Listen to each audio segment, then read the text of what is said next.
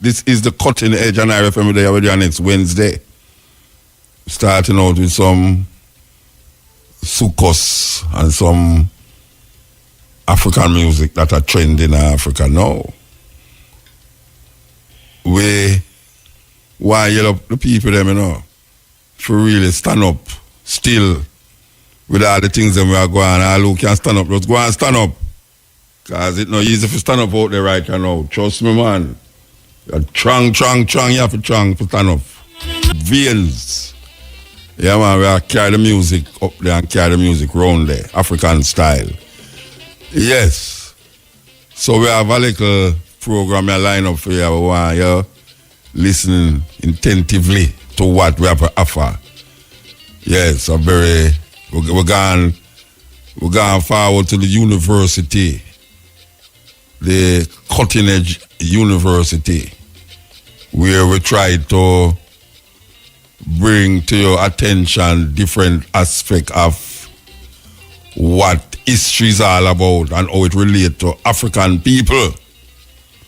Well, to them say this is Heritage Month. Heritage Month. And because it's Heritage Month, we want to play some situations that Africans find themselves in that I don't know if it's true with us just human why we find ourselves in these predicaments, or it's just we just soft. We just make people take advantage of it all the while. Especially the Arabs and the Europeans take advantage of it. And the mark is so indelible in our consciousness that we don't even realize we have played out a designed, orchestrated system that is designed to make us feel down and out, to make us feel that we don't have no self-worth and no value. We recognize what took place hundreds of years ago. A whole heap of people don't want to recognize and admit that a lot of the things that are taking place right now, whether in Africa or anywhere African people find themselves, a lot of things that is taking place now is because of what took place earlier on in history. And how our demise rise up and next people and the labor, the blood, the sweat and the tears of our people allow our next set of people to rise up and legitimize them cruelty and wickedness to the point now where we seem to be so blissfully ignorant that we just accept what is taking place as reality when it's another man's reality and it's a illusion that we live in. African people are living an illusion. And that illusion is created by their lack of information and understanding of how cultures divert from our consciousness and our awareness of ourselves. We lose that integrity that was able to carry us to this point, because really and truly the logic is that African people wasn't supposed to be there still. With all the things them do to African people, we're not supposed to be there. But we survive. We survived the watery grave of the Atlantic Ocean. We survived the Arab invasion of Africa. We survived all the disease and the drought and the famine and the pestilence and everything. We survived them crucifixion that now we say the tan become a crown. But we survive all of them things, so we're not supposed to be there now. But guess what now? A whole heap of we are going like say, It's just how we're supposed to there. And don't realize it's out of the cruelty and the wickedness of the Europeans and the Arab invasion. Why we there so now? And we now recognize it that it's not just how we're supposed to there. And we have to wake up to that. We can't live a next man reality. We can't define things according to the logics of the invaders and the enslavers. We have to return to our ancestral legacy and what we is able to create right now for ourselves. And most of we live in an illusion. We are worship a God where we'll never know. All we can do is read about this God in a Bible. And this Jesus will come back and save African people from the same oppression where these people put in. My little brethren says that say, white man, God can't save you from white man oppression. And that's the truth. Now we have to realize how we find ourselves embedded in that. Like the man that talk about brainwash, like your brain dirty. And wash your brains and wash out all the Africanness outside. But we not give up. Marcus Garvey tell we, Africa for Africans, those at home and those abroad.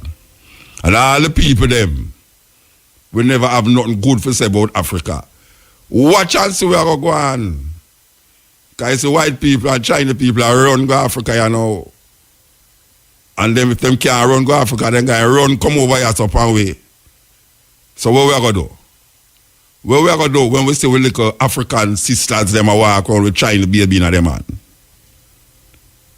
And don't even know if to talk China language. And the black man them are going to stand up there and watch that happen. And maybe go down upon them knee and pray and beg God for forgiveness. Which God?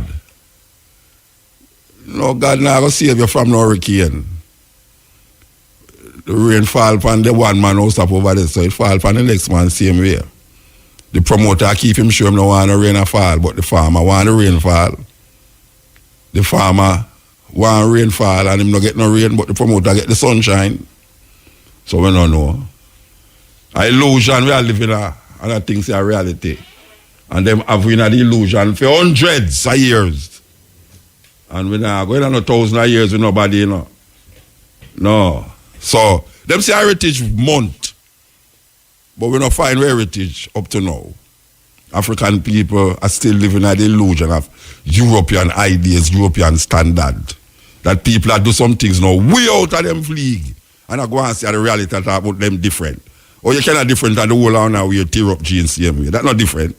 The tear might different. One may tear up underneath your caca hole and one may tear up underneath your whatsoever hole. But really and truly, at the same tear and at the same dirty jeans where you never used to wear when your grandmother did I tell you, say, don't wear them clothes out the road. And you put on the dirty clothes now, two white people put it in a glass case and show you up on Fifth Avenue in New York. And you wear it now like, say, you's Tapanaris. Oh, the hell, black people have ass ear wear. Ass ear or Indian ear. Where the Indian they cut off them ear because they want some money and give it to black people for wear that Chinaman can knit it and crochet it and send it back, come give it. And now we are pad up with breasts. We don't like the breasts so God give it. Pad up with bottom. We don't like the breasts so the bottom God give it. We are pluck out with eyelash. We don't want the eyelash we God give. You take off your ear and put an ass here, you know, like God here. Everything, you go to bed with a nice looking woman and when you wake up in the middle of the night and see her, you wonder if actually you go to bed with. This is the cutting edge on IRFM. Welcome to Jamaican Roots and Culture. I'm Pat Clark. October is a month of cultural significance in Jamaica for many reasons. It is a month in which we celebrate our national heritage. Many important historic events occurred in Jamaica in the month of October. Reggae music's stepping razor, Peter Tosh, was born in this month. The Morant Bay Rebellion occurred in October, Symbolic of our heritage and history, Jamaica's culture was fashioned around the mixture and influence of our many peoples. Our motto, "Out of many, one people," perhaps provides a perfect definition and insight into our culture. We boast a rich blend of African, European, Chinese, Indian, and some Middle Eastern cultures. Of course, the early Taino settlers played a pivotal role in our culture as well. Many of our foods today, for example, are prepared similar to the way it was prepared by the early Taino settlers. The concept of jerk, as well as cassava preparations, were inherited from this friendly tribe that inhabited Jamaica prior to the arrival of Columbus.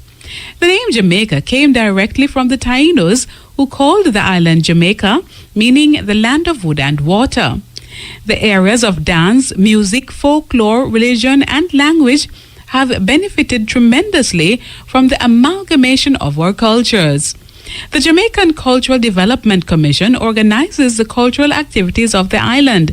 They also host several yearly competitions in the arts. During our annual independence celebrations, displays and exhibitions in these areas form part of it. The Jamaican art movement goes back to the early part of the century. Today, many Jamaican artists are internationally acclaimed. Among these are the late Edna Manley, who emerged as a visionary mother of art in Jamaica.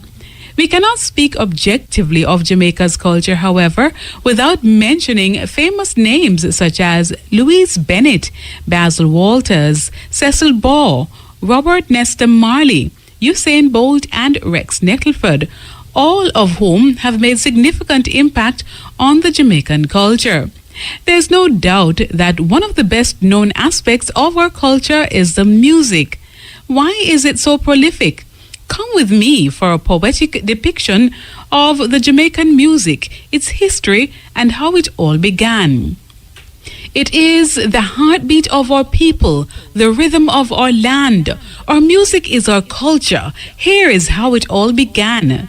The drums came out of Africa with a language of their own. The flutes and fifes from Europe, fit for kings upon their thrones. Through many strifes and conflicts, the cultures quickly merged. For pleasant entertainment, peasants and gentry would converge to see the dancing women doing the quadrille, musicians in high spirits giving everyone a thrill. The instruments transitioned with the passage of Father Time. Quadrille transformed to mento, the jolly boys' music of modern times. With the coming of independence on the blessed August morn, a new nation emerged and another musical form was born. The scatterlights struck up the band and ska became the craze. The energetic music had your dancing feet amazed. As forward on Jamaicans marched, everyone was getting ready. The time had come for our people to stand firm and do the rock steady. Reggae was rebel music. Bob Marley sang Natty Dread. Get up and stand up for your rights. Don't let the system get on top of your head. A music with a message urging us all to unite, to defend one another, to stand up and live right. One love, one heart. Let's get together, dance to reggae music, and feel all right. And now, to end the Jamaican roots and culture, here's our famous quotation from the Black diaspora. You never miss the water till the well run dry. The words of Robert Nesta Marley. For Jamaican Roots and Culture, I'm Pat Clark. Insight into heritage as we celebrate this month as Heritage Month. We see we're going at the parliament yesterday, first, where there was having them was voting to make our heroes, national heroes, exonerated from their criminal records, where Marcus Garvey, Paul Bogle, Sam Sharp, George William Garden, Taki, even though not a national hero yet, but we can see where they will make him a national hero. But in the house yesterday, they without any opposition to the idea that these people who fought for our liberation and freedom and was listed by the colonial masters as criminals, we who come in this time must recognize and must move those records, because there's other things that need to be removed too, you know. Yeah, there's other things that need to be removed to what those people in that same house uphold. But the step right now is that the criminal records of these people and those those who associated with them has been lawfully legitimized, lawfully removed from the books. That Marcus Garvey, Paul Bogle, Sam Sharp, William Garden, and Taki is no longer in the books as criminals because they were fighting for their freedom, and all the people them that associated with them, including the woman who threw the first stone in a Morant Bay. She is now, and she will be recognized in the annals of history, because when we see that as this rewriting the history, that is what we see. That move yesterday in Parliament was to rewrite history. Because there's enough things, much enough things need to be rewritten that we as African people can come out of this illusion that we find ourselves in now. The illusion.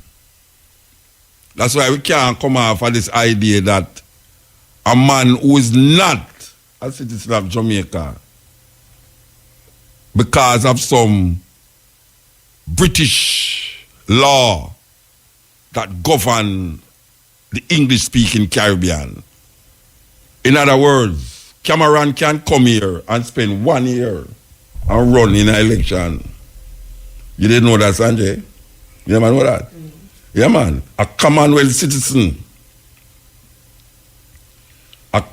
citizen from any Commonwealth country, if you're in Jamaica for over a year and you're over 21, you are legitimately able to hold office in government. That is what the Commonwealth is all about. So, if Prince Philip come here and spend 1 year, and him is over 21, and him decides I'm going to run in as representative for any constituency, him can do it. Can you imagine that? Mm-hmm. You do have to be a citizen of Jamaica, as we can plainly see playing out now in the politics of Jamaica. You do have to be a citizen. Your mother do have to be a Jamaican. Your father do have to be a Jamaican. All you have to do is born in Australia. If you're born in Australia, you're part of the Commonwealth. So you can come here and spend 1 year, 20 years, 30 years, and not be a citizen of Jamaica, but end up being the Prime Minister. That system was set there by the colonial masters. That's what we need enough things we need for really check and figure out who decide that. Who decide those things. So now we say a move was made and we feel good about it. I don't care what nobody wants to say. I am feeling good. that these men who fought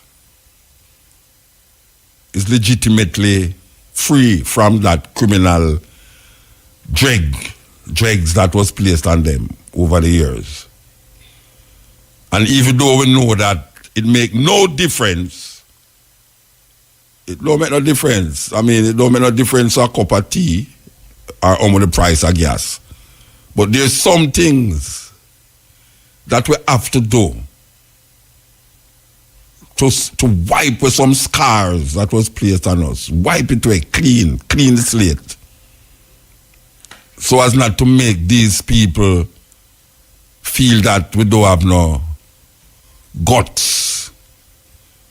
And it takes years to reach us all, this level here. Just like how it takes years to reach part the ganja reach. Just like how it takes years for somebody come and say they're going to have a reggae radio station. I live in an age where reggae was not allowed to play on Sundays on the radio. Imagine that. Everything what we do as African people seem to not legitimate. You hear the thing where a whole heap of artists sing against Obia? Because we grew up in our society, we say, voodoo and Obia is not something that we should attract. So here what we do now. They make it illegal. Illegal, you know. Yet them bring now. You see, Indian people are advertise. If you want good wealth and health and this and that, just contact them. And them are legitimately advertise it on television. You know, nobody has said nothing about it. Little advertisement, you say, much good camera, don't trash, whatsoever name them want to call themselves.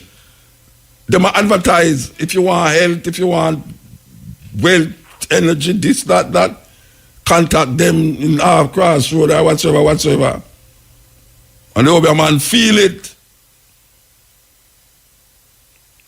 So most of it because we so inculcated in the European thinking and the Bible thinking that when we hear about voodoo and Obia and Yoruba and Akan and Ghana and tradition and things there, we look down upon it. When we see a hank, we see a devil symbol. When we see the eye of Horus, we see a devil symbol. All of these things is African things, and everything where is African symbols is deemed not good in the Christian mentality. So Christian people look down upon Africa more than any other group of people. Most Jamaican people, certain African things, if you come to them with it, most Christian people in Africa don't look down upon them African traditions, African heritage. So when you hear a man talk about Obia in a joint, you say, Obia man, you got Obia man, this and that. Yes, what?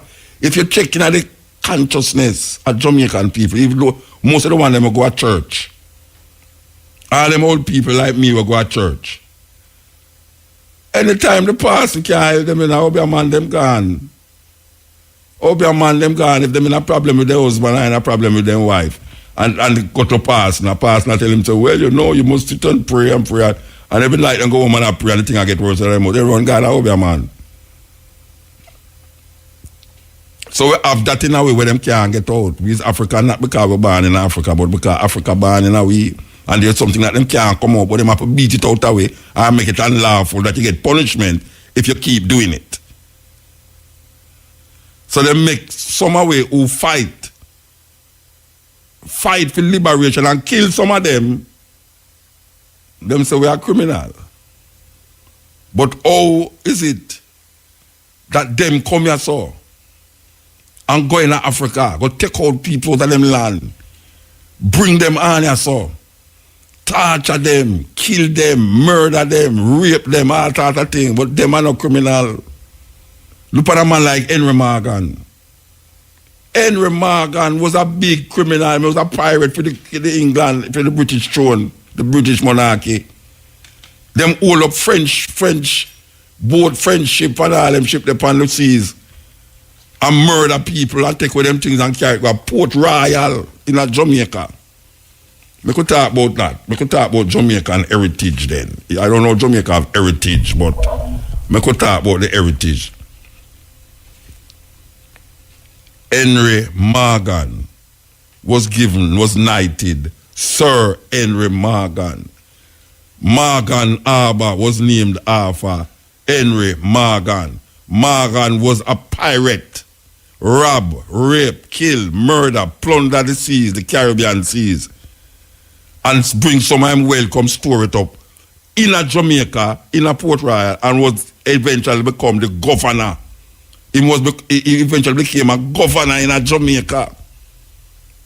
The man was not Jamaican citizen, but they was legitimate. They were protected by the king and queen and the crown of England. And then the English devised methods and means and ways of maintaining them power here without being here for themselves.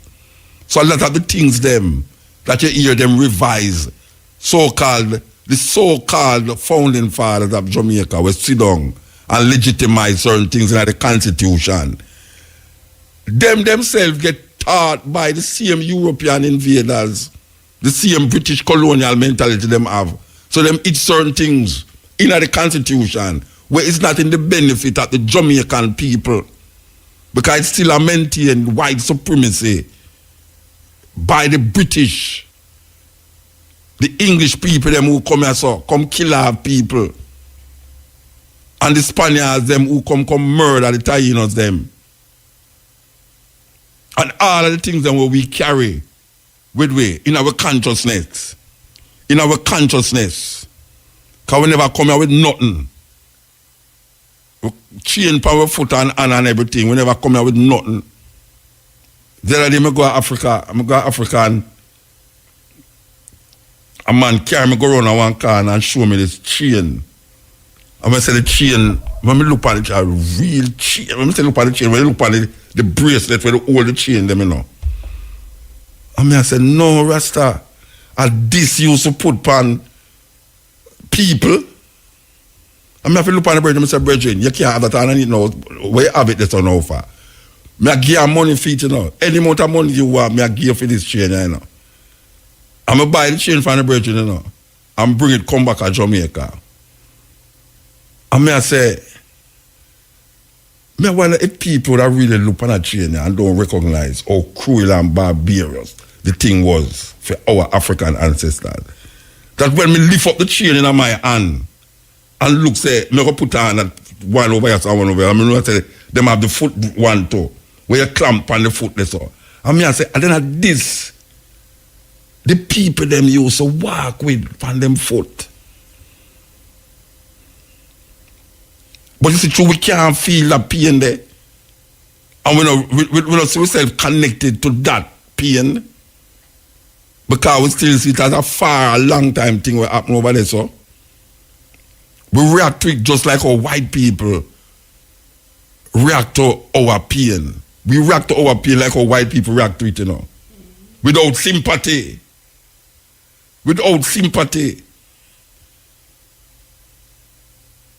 So we come here so now, as African people, and we hear about Marcus Garvey and the work what Marcus Garvey do over the years. For help, just for help. To make African people wake up and understand themselves, confident in themselves, do for themselves. And white people lock him up. And him over here, so, and because him get up in him things and say, boy, the judge them should have get locked up too. To that effect. Them put him in a prison in a Jamaica. Right away, this man who was fighting for the liberation, you know, he was already a deportee. Them deport him here to Jamaica. And him get locked up in a Jamaica too. Spanish Town prison, lock him up, criminalize him. Paul Bogle, who a fight for equality and justice, him get hung because him couldn't take it no more. All the things that women do, them now listen to him. So he was forced to take another move. Ironically, sit down in the parliament and hear these guys attack.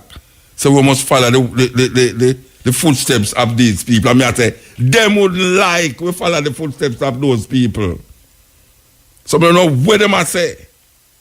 When me hear the man get up and I say, for instance, like Taki, you know, we must now look at the work that Taki did and how Taki stood up and fought a revolution and a struggle for make we be who we is today. We need some young people to be like Sam Sharp and be like Taki. I mean, I say, you know, you better sit down and shut your mouth. Because that me I say in my mind, because I say, you can't talk in a public gallery. I say, you sit up then I say that you really want some youth rise up like Taki. I'm mad. But it's just words, because them can't just say that. So now we reach a stage now where these men is not recognized as criminal. We have to tell the children. We have to tell the people them who never interested that you have to bring some form of dignity to the rebellious and the rebellion. Bring some form of dignity to our ancestors who shed blood, sweat and tears. That we can still there, because we wasn't supposed to be here. We wasn't supposed to be here after so much years of what them put with through. We wasn't supposed to be here, but we are here. We are here and we'll be here. All year them talk about bottomless pit and them fool about this and that, you go born on 1,000 years and we're going to go still there. We're going still to be here. As long as the earth can hold human beings, African people will always be here. Because Haile Selassie said that long time. You hear what him say? Him say, Africa Armageddon has passed. Africa Armageddon has passed. So there's nothing that they can do now. No amount of vaccination, no amount of mosquito, no amount of poison food, no amount of wars going to eliminate African people off of the planet. Because we survived thousands of years of craziness and we're still there. And we're going to continue to be here. This is the cutting edge. Very interesting because Rastafari is the epitome of what you call perseverance in a Jamaica. No group of people in Jamaica has gone through and been through what the Rastafari community have been through. And if we're still there, a lobby, we're still there, a push forward our consciousness, ideas as it relates to African liberation and African redemption. We're still there, I push it. With all the fight, the battering and the bruising. We're still there. Can't get way out of the race. And there's so much things that we have persevered through and above. When we talk about Emancipation Day, them take it off because them give it Independence Day and I talk about we independent and we had say, but why we shouldn't have Emancipation Day? It was the Rastafari movement that push it and lobby it. A whole lot of people don't know that. The reason why you have an Emancipation Day on the 1st of August is Rastafari make that come back this up. Put that this up. The reason why we say ganja is now something of a multi-million commodity and supposed to be helping the economy of Jamaica whensoever and whatsoever, whensoever that time that happened. It's Rasta. All the things them we see Rasta go through for ganja. The mandatory 18 months that was placed on the where you find them catch you with ganja, mandatory. It was because from them time that the Coral Garden, it was placed there that even a little seed, bust a man to catch you with, and them friend them, 18 months imprisonment, even a seed. And now we hear them say, you can walk with 2 ounces and no feel no way. You can plant 5 plants in your yard and no feel no way. With the persistence of the Rastafari brethren and sisters them over the years, where we couldn't walk on the road with no locks. The common, normal Jamaican hold on Rasta and cut off them locks. Dirty Rasta. Put them head, them put cow dung in them head and make it stay so. Not well groomed. Now we see a different level of consciousness reach the people them. But all the little girls them and the big girls them and the cougars and the jaguars them want to play up in the Rastaman locks like Delilah. But you know, no man now get me drunk and play the violence, you know. You think so me a Samson. Samson was an idiot, brother. Me now make no man play the violence, get me drunk. Moot I don't want a boom. Give me boom and blow up my head.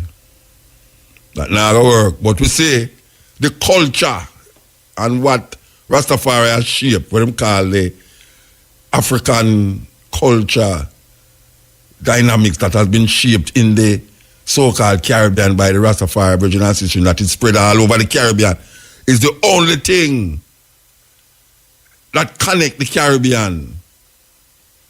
And you're not going to find a tune there. I'm going to find a tune there. Stalin singing it, you know, Caribbean. I'm going to find a tune a little more.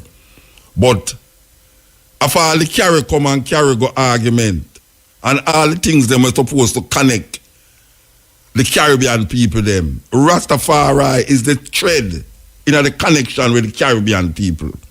Anywhere you're going to the Caribbean, one thing we know, and when I ask someone that we have to do no survey about it, the Rastafari thread link all of the Caribbean island them. But we continue, we persevere, we go through as part of the cultural expression, the heritage we are talking about, because this is Heritage Month, and how Rastafari help to shape the identity, the African identity in the Caribbean. Rastafari help to shape. As a matter of fact, I will go and be presumptuous and saying that Rastafari is the vanguard of shaping the African identity in the Caribbean. No matter what island you go upon, the argument of the Rastafari, the culture of the Rastafari is very pronounced. And all the leaders, them are try to connect the Caribbean. Them can't say it's the Rasta connection that connect it. Them no want to see. And whenever the devil have sit down in a parliament, whenever the devil have build up no big church building, all we have to do is just let it out there. And we use a secular music to protect a spiritual identity. Can you believe that? It's the only group of people that I know of we use pop music as a way to define them culture, to define them heritage, to define them spirituality, to define them philosophy. I don't know of any group, any indigenous group of people that use pop music to project all of those things, cultural expression, spiritual expression, philosophical expression, all of these things. So you find, say, you have to at university, this, I have to study now the Rastafari movement as it relates to identity and shaping the identity in the Caribbean. We're talking about heritage. I don't know, Jamaica have heritage, but I could go and play with it still, because then they will wake up and realize heritage can't connect with Jamaica. You can have a Jamaican heritage. But I guess it is not logical to say that, what we just say. Because we have already defined in our own little ignorance and mentality what heritage is and how it connects to Jamaica. You understand? So we use the word loosely. But it's not loosely. It is a definitive way to use it as it relates to the European logics. So we as African people now are still not been able to define ourselves in a society and in a commonwealth that don't give credence to our cultural expressions and don't give credence to our spiritual understanding. So anytime we come up with all of these things, it become a no-no. And the same people them who supposed to even show a semblance of that retentive Africanness, them is the greatest fight against it. Them fight against it more than white people. More than white people. Them fight against it. Them don't want to hear nothing about Africa, nothing about certain spirituality, nothing about African clothes, African name. No. Unless it get popular upon them TV. Like I talked to my brother the other day and them go buy clothes and sell and them I say, why the ladies, them go for the Indian clothes them now, I say, see them now. I like Indian show them on TV, I open up them tank into Indian things, But I did mean at the GPS, and I have my clothes. A woman something on the line, I said, tell me something, you come from Africa? I say, why you ask me? I say, are you clothes? I look upon because I see them weird on TV. So say the little African soap opera them where I come on TV, I kind of open up them thinking, even though that is not the Africa where we know still, but at least, because the other day I show up, I South Africa, I take some picture from my hotel room. I take the picture of them, I come back to Jamaica with I show a certain one. Them I say, Africa that? I never know, so them have all them high building in Africa. Highway, we the highway that? I say, that they say there, but we can't understand that, the ignorance. We can't understand the ignorance, That's why we're there so 20 years and not feel no way. See, we don't feel no way because the slave bill a grind slow, but it a grind still. Can't to me little virgin named Damien. Slave bill a grind slow, but it's still a grind. But we continue the journey still. We continue the journey. We continue the journey because we're going to play this. Listen carefully.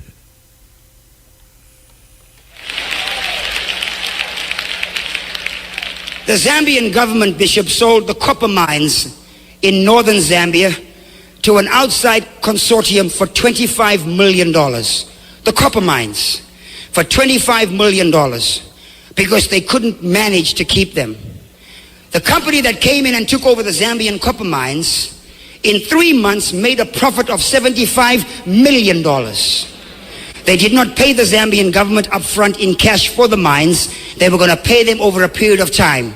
Here we have this company that has an understanding of how things work, raised the money at the government's expense, took money that the company should have, the government should have been making, and gave it back to the government and said, we paid our debt in full, and give them now 0.006% of the proceeds of copper mining, when right outside the door there's people in poverty, people in not eating, people ignorant, people dying, high levels of AIDS. And what's the deal? Churches are full, people are praising God, Africans pray all night. Prayer is not in the success equation. Prayer is in the revelation equation. Decision making is in the success equation. You have to make a decision and be sound. We have to be disciplined and make sure we go and get what God has called us to get. You can be full of the Holy Ghost, but you can still be ignorant. But as for me and my house, I will get understanding.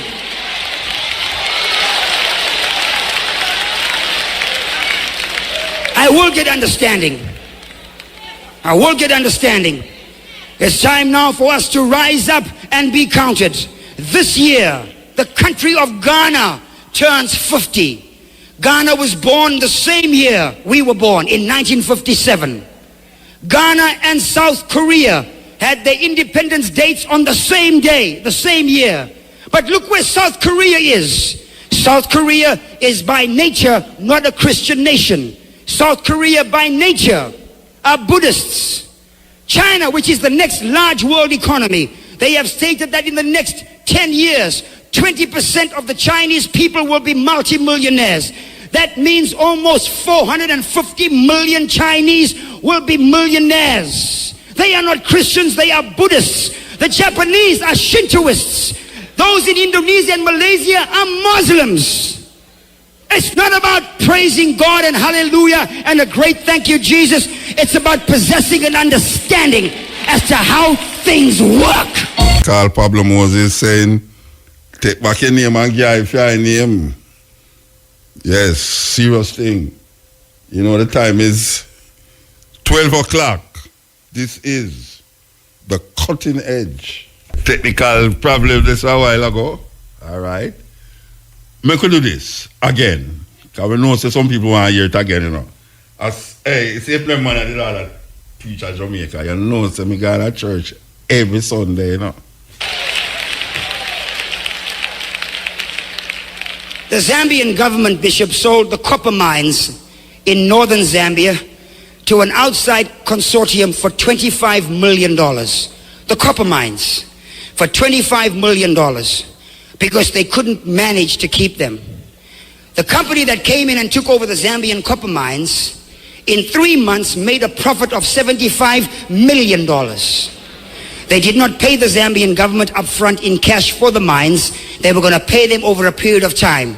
Here we have this company that has an understanding of how things work, raised the money at the government's expense, took money that the company should have, the government should have been making, and gave it back to the government and said, we paid our debt in full, and give them now 0.006% of the proceeds of copper mining, when right outside the door there's people in poverty, people in not eating, people ignorant, people dying, high levels of AIDS. And what's the deal? Churches are full, people are praising God, Africans pray all night. Prayer is not in the success equation. Prayer is in the revelation equation. Decision making is in the success equation. You have to make a decision and be sound.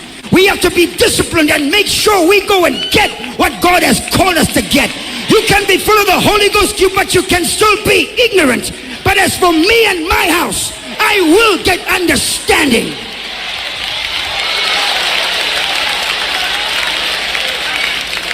I will get understanding. I will get understanding. It's time now for us to rise up and be counted. This year, the country of Ghana turns 50.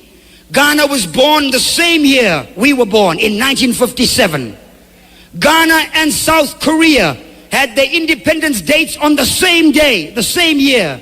But look where South Korea is. South Korea is by nature not a Christian nation. South Korea by nature are Buddhists. China, which is the next large world economy, they have stated that in the next 10 years, 20% of the Chinese people will be multimillionaires.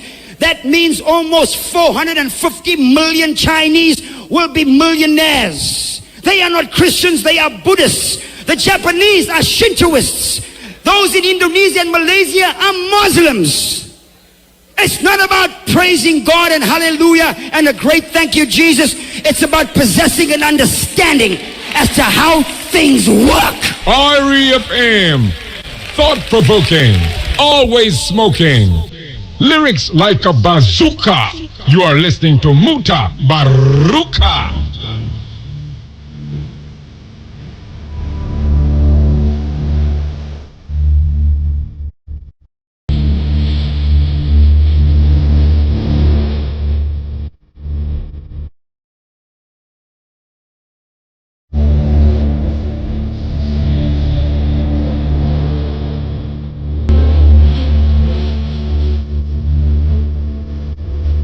Yeah, listen to this, listen. Welcome, chief. Killed with blows with butt of gun. Magundwa, chief, killed with blows with butt of gun.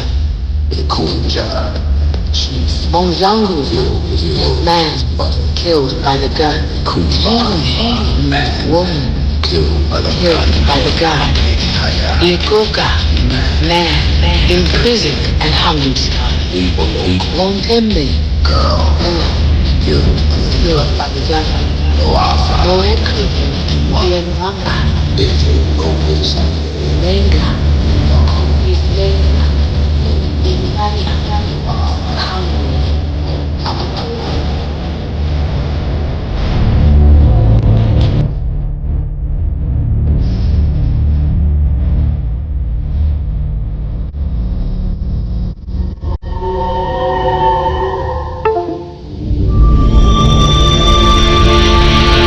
Persons who are tempted to commit unspeakable crimes must be deterred by the knowledge that one day they will be individually called on to account. It's been a long and brutal war in the Congo. There are old scores that have been settled here, creating new ones to be avenged tomorrow or the day after. The wrongs which we seek to condemn and punish have been so calculated, so malignant, and so devastating that civilization cannot tolerate their being ignored. It seems unlikely that the people of Zaire will ever see the money that Mobutu stole and kept in Switzerland and other countries. The United States has supported and will continue to support the United Nations presence in the Congo.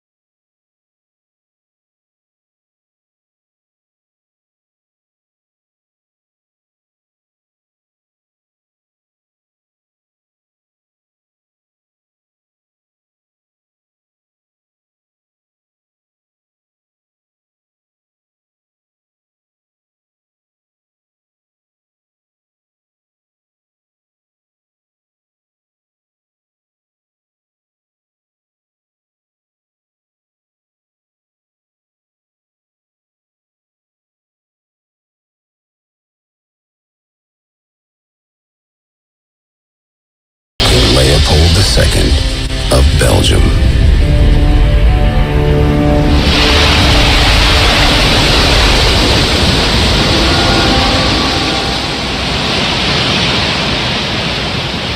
For somebody like me, having gone through school in the Congo, what we learned in the textbooks was that Leopold was the greatest benefactor Congo ever had, because he sacrificed his fortune for the Congolese.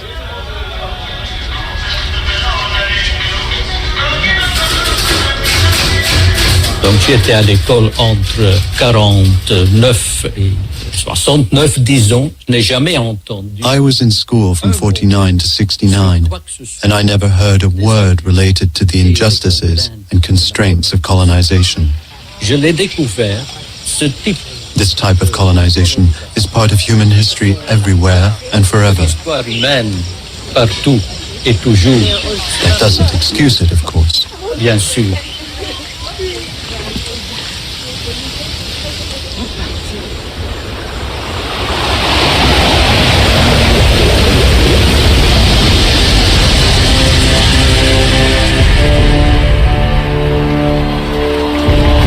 Leopold ascended the throne of Belgium in 1865. He inherited a country not much bigger than New Hampshire, wedged between the old world power of France and the rising might of a new and unified Germany. While across the English Channel, Leopold's cousin, Queen Victoria, a constitutional monarch like himself, reigned over Great Britain, the most powerful empire of the period. In the middle of the 19th century, King Leopold was beleaguered by a Europe that was confidently entering the modern age. A time of intense industrial growth and personal enrichment for one in the appropriate position. King Leopold felt anxious when monarchs and profiteers had cut their deals for colonies and fortunes. What was left for Leopold to cut? Alors, il a une première obsession, c'est donner à la Belgique une colonie. Leopold II has a primary obsession, which is to provide Belgium with a colony. He wants grandiose cities with large avenues, with London, Paris, and the other major capitals of Europe serving as a model. And it's obvious that a colony would provide the means to develop major cities. But it's interesting to dig deeper and to see at what price. By 1838, Great Britain had severed the long chains of slavery throughout her empire, and by 1870, most of the unclaimed territories around the world had been colonized by Leopold's European rivals. It seemed only Africa was up for grabs.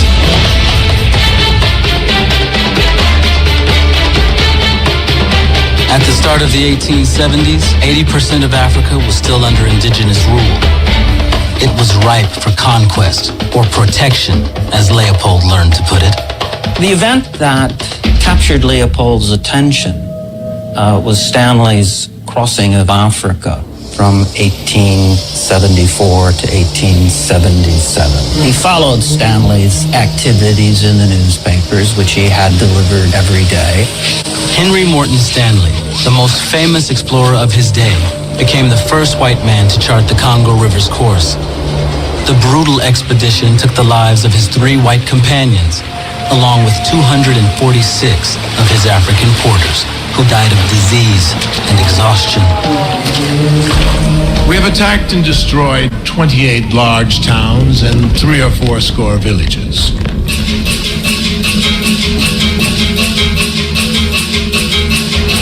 I desire some generous and opulent philanthropist who shall permit me to lead a force for commerce with Central Africa. The opulent philanthropist was waiting. A colonial grab by Leopold would require a cunning humanitarian veneer. To engineer a charade of philanthropy, he recruited Stanley and financed what, to the world, was promoted as a scientific expedition. Stanley's contract ran for 5 years at an annual salary equal to $250,000 in today's dollars. Leopold had begun to cut his deal. Stanley's job was to create at key points along the Congo River a series of stations that would connect the east coast with the West Coast. He built not only a chain of trading stations, but also a road around the dangerous rapids of the Congo River, precursor to a railway line. If you look at the map of Congo today, if you look at the structure of transport, it hasn't changed since colonial rule.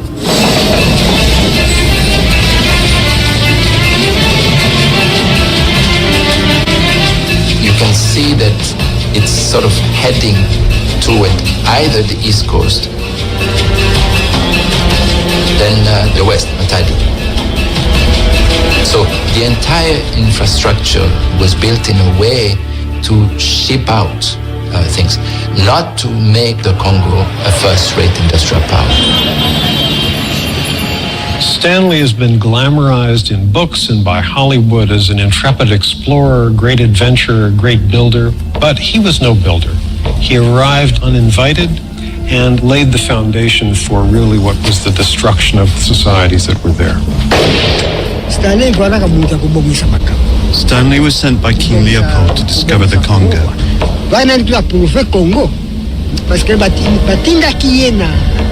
It's him that discovered us. Our brothers that saw him first also saw his soldiers. How do you make people into forced laborers? Very easily, by force. The best punishment is that of irons. Because without wounding, disfiguring, or torturing the body, it inflicts shame and discomfort on the workers. Centuries of slave hunting raids had weakened the indigenous tribal groups, and there was no powerful state or military obstacle to stop Leopold.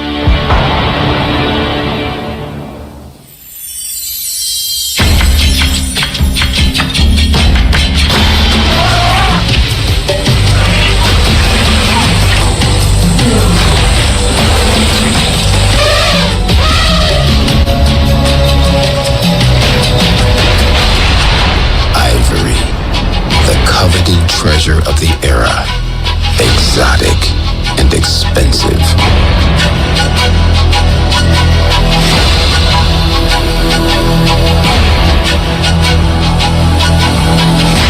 Leopold smelled profit and demanded quantities of it. I am desirous to see you purchase all of the ivory which is to be found in the Congo.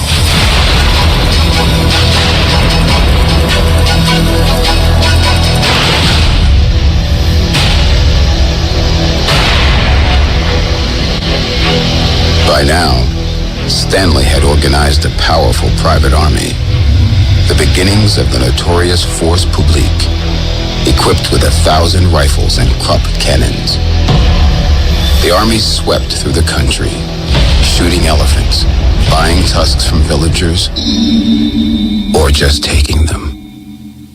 You should purchase as much land as you will be able to obtain without losing 1 minute.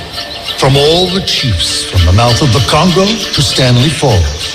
I will send you more people and more material. Perhaps Chinese coolies. Leopold was adamant that his colony making be perceived as philanthropic. Leopold, the redeemer of a savage people. He organized his interests under the guise of charity and benefactions,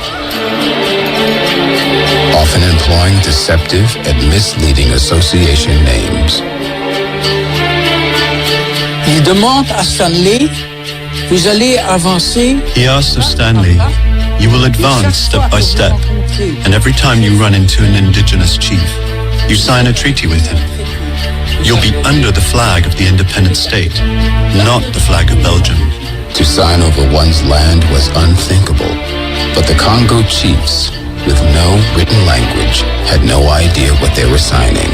In return for cloth, trinkets, beads, and gin, the chiefs gave up rights to all land, waterways, game, fishing, forestry, mining, essentially everything. And Stanley signed hundreds and hundreds and hundreds of treaties.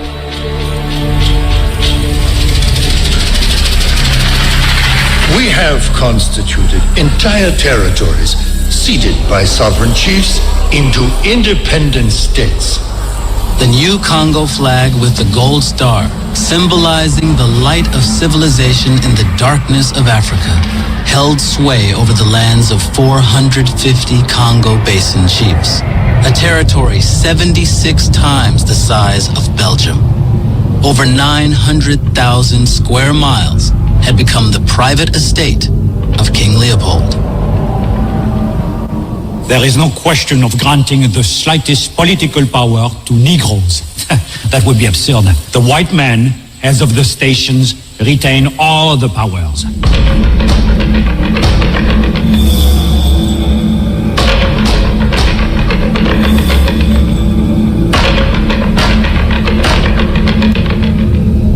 Leopold maintained a complete monopoly, even as he insisted that he was opening up Africa to free trade and that his venture had no commercial interest.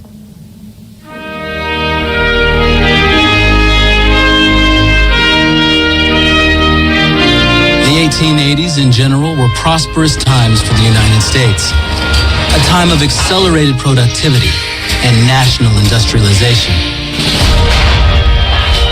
America was moving toward an economic ascendancy that would exceed the greatest of the European powers and launch America's own colonial ambitions. Leopold looked across the Atlantic and extended the tactical range of his public relations. He developed a dazzling campaign of misinformation. It's called spin, and Leopold was a master of spin control. He could have taught today's American tobacco companies a thing or two about public relations. Leopold convinced a number of American politicians that what he was really doing in Africa was stopping the slave trade. And he convinced one of the more forgettable American presidents. The king's aim is to found a chain of hospices, both hospitable and scientific, which should serve as a means of information and aid to travelers. Sufficiently deluded, by April 1884, the United States was the first country to recognize King Leopold's claim on the Congo. At a conference in Berlin the following year, other nations followed suit. The delegates, outwitted by effective public relations, thought they were endorsing an international free trade zone, but ended up granting Leopold virtually everything he wanted. Chancellor Otto von Bismarck called it a swindle. In May of 1885, Leopold named his new private country the Congo Free State. No African was consulted.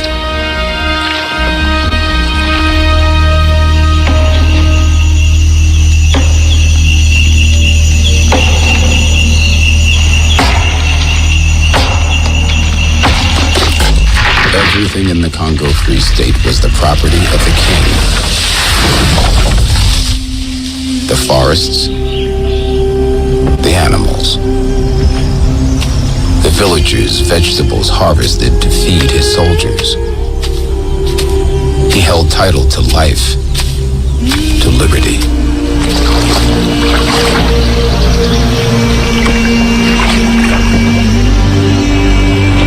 Still, lacking the resources to fully exploit the entire territory, Leopold was compelled to create concessions which attracted private investment. Leopold retained 50% ownership and profited even more from taxes and processing fees. Léopold II, très malin, va toujours trouver le moyen de très très vite convoquer ses... Leopold II is very cunning and is always going to find a way to quickly summon his banker friends, various firms, the Rothschilds, future large corporations, Unilevers. Et va leur donner des concessions. And he will grant them concessions. In other words, land on which they will carry out their own economic exploitation. Léopold II se gardant la partie centrale. Leopold II, meanwhile, kept the central part for himself, which became the infamous Crown Fund, property of the Crown. The Berlin Conference members helped promote a fund for a railroad system that would transport Leopold's troops to fight the slave traders. And Leopold struck a deal with his parliament for an enormous development loan. In return, he agreed to leave the Congo to Belgium at the time of his death, though he would ultimately sell it back to Belgium at an inspirational profit. He got his loan interest-free.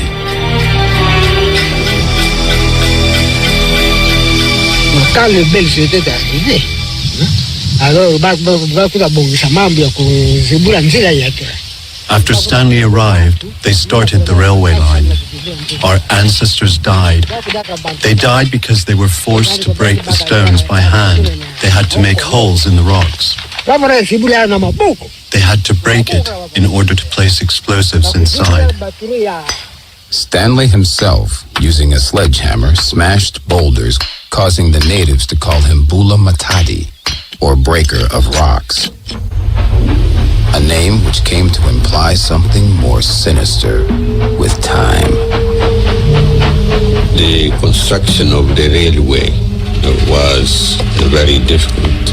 Many people died, especially the Congolese. There were also few who died. It is out of that experience that Bula Matari, which means rock breaking, was used to refer to the state, but also to refer to breaking all resistance.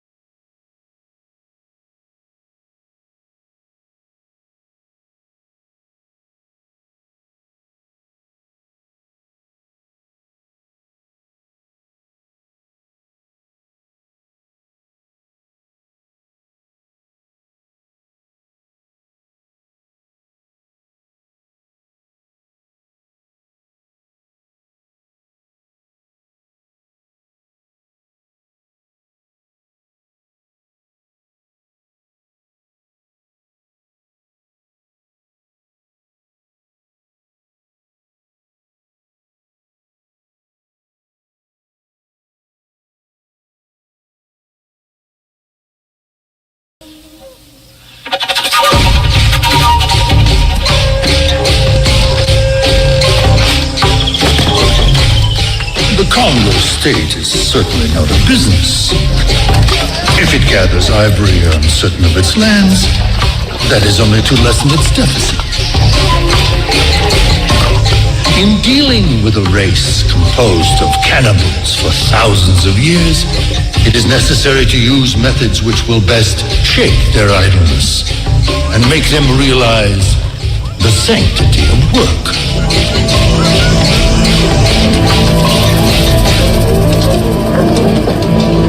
I could never reconcile to myself that Belgians came to civilize, right?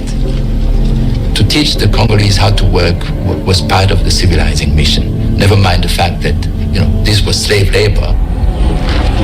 There was this notion that, and it continues today, Africans are lazy. People would make jokes. If somebody wanted to say that some other white was really working hard, he would say, well, that guy is really working like a nigger. Which means to say that in fact, it was known down deep that, the Africans were really pushed to work like slaves.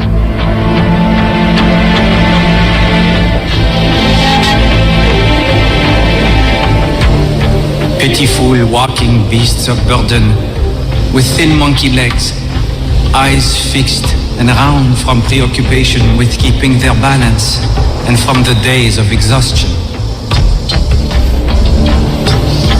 What made it possible for Congo state officials to deal out all this pain and terror? Race. They saw the Africans as less than human.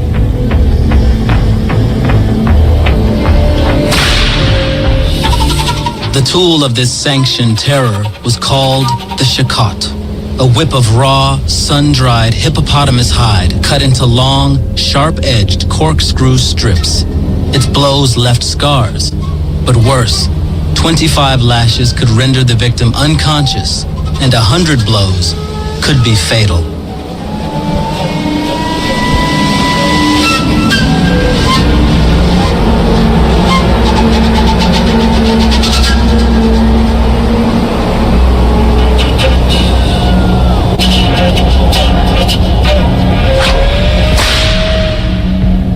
The shakot became a symbol of Leopold's white rule, along with the steamboat and the rifle.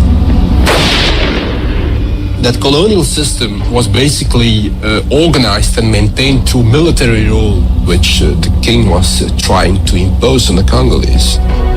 Leopold's army, the Force Publique, was 19,000 strong by the turn of the century. How could Congolese be made to enforce this brutal system against their own people? Leopold's private army would take soldiers and send them 500, 600 miles away from their own homes. Nonetheless, there were a lot of mutinies inside this private army, and there was a lot of local resistance to the army. Well, I still remember today orally names of people who led the rebellion, because people were literally being driven like animals. A local chief named Nzanzu led an uprising, ambushing and killing state agents and destroying their posts. Nzanzu spared a benevolent Swedish Baptist mission and even returned some supplies his men had taken. To control the population and suppress such rebellions, Leopold would raise an army of orphans, devoid of loyalty to anything but the state. I believe we must set up 3 children's colonies. The aim of these colonies is, above all, to furnish us with soldiers. It was unusual in tightly knit African tribes for parentless children to be sent away, but many were orphaned because the Force Publique had killed their parents. These were the only state-funded schools for children in Leopold's Africa. Disease was rife, and the death rate high. Several of the little girls were so sickly on their arrival that our good sisters couldn't save them, but all had the happiness of receiving holy baptism. They are now little angels in heaven who are praying for our great King.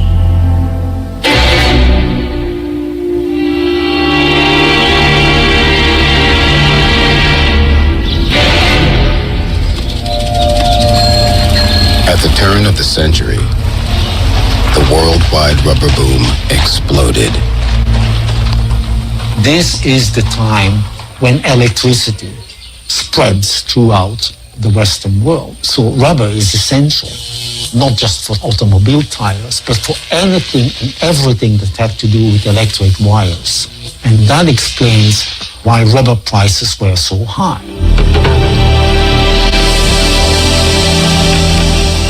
Nowhere did the boom have a greater impact than in the Congo, where rubber vines snaked high into the rainforests that covered half of Leopold's colony. The king had gone into debt with his Congo investments, but the return on rubber would surpass all his expectations. Rubber was not the most valuable product. Ivory was much more valuable, but rubber was what mattered. Leopold financed his colony on the back of rubber. We passed a man on the road who had broken his back by falling from a tree while tapping some vines.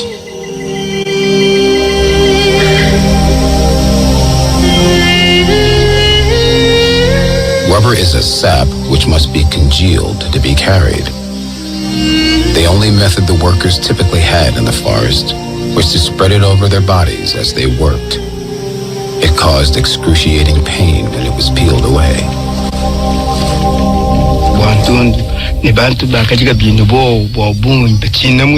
People were afraid of this work. Nobody would agree to take this work on his own.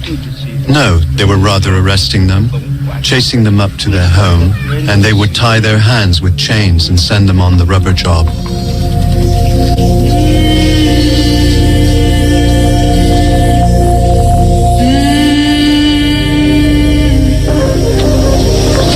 The Red Rubber Terror began in the 1890s. 2 horrifying decades followed of murder and madness in return for profit. Villages were assigned exact rubber quotas. Forced to meet accelerating demands, tappers scattered widely through the jungle, often climbing trees 100 feet off the ground. They could make a small incision at the base of the vine to tap it, or whack through the vine entirely. This produced rubber quickly but killed the vine. In a perverse reversal of production management, tappers were severely punished for not making their quotas, as well as for making their quotas, but killing the vine. The native doesn't like making rubber. He must be compelled to do it. Soldiers arrive in a village, start looting, take all the chickens, grain, goats, and finally they seize the women. These women are kept hostage until the chief brings in the required number of kilograms of rubber. Sometimes women were held hostage. Sometimes children. Sometimes elders or chiefs. The wives of villagers who resisted were killed, but often died anyway in the stockades, where food was scarce and conditions harsh. The women taken during the last raid are causing me no end of trouble. All the soldiers want one. The sentries who are supposed to watch them unchain the prettiest ones and rape them.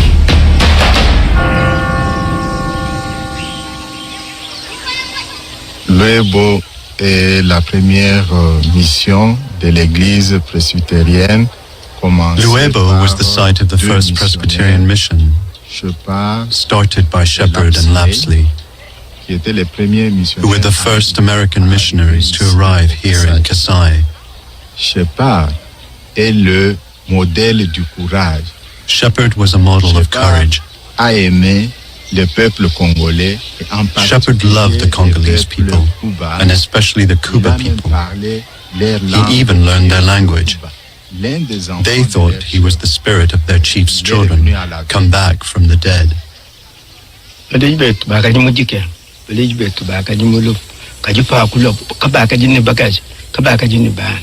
Our parents were living in suffering. Our parents were living in death. By the time the Shepherd Party arrived, our parents did not have wives. They did not have children. The torments time came. They tortured people. others were killed. But when Shepherd showed up, our parents could at last take wives and make children. So if this village has been able to prosper this way, it is thanks to Shepherd. Il a surtout lutté pour le droit de l'homme. He especially focused on the notion of human rights. Il a trouvé que ce peuple-là était en train de s'affaiblir. He discovered that these people were weakening because the men were being taken and sent into the forest to extract the rubber. Et lorsque les hommes n'apportaient And in the event the men did not come back with the required amount of rubber, ils étaient battus, they were beaten, flagellés, whipped, et parfois, and sometimes their hands were cut off.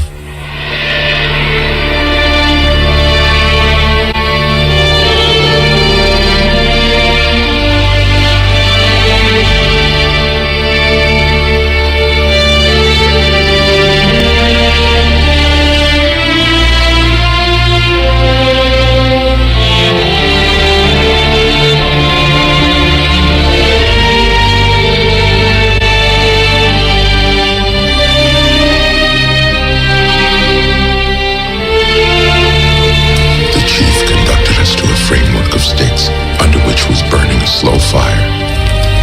And there they were, the right hands. I counted them, 81 in all.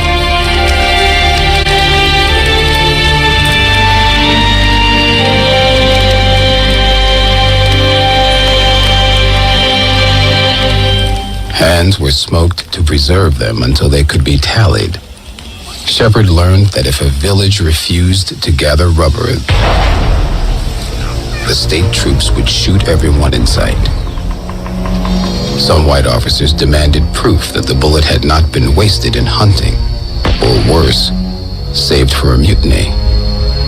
Occasionally, the soldiers would hunt, and as a cover-up, they would cut a hand from an innocent adult or child.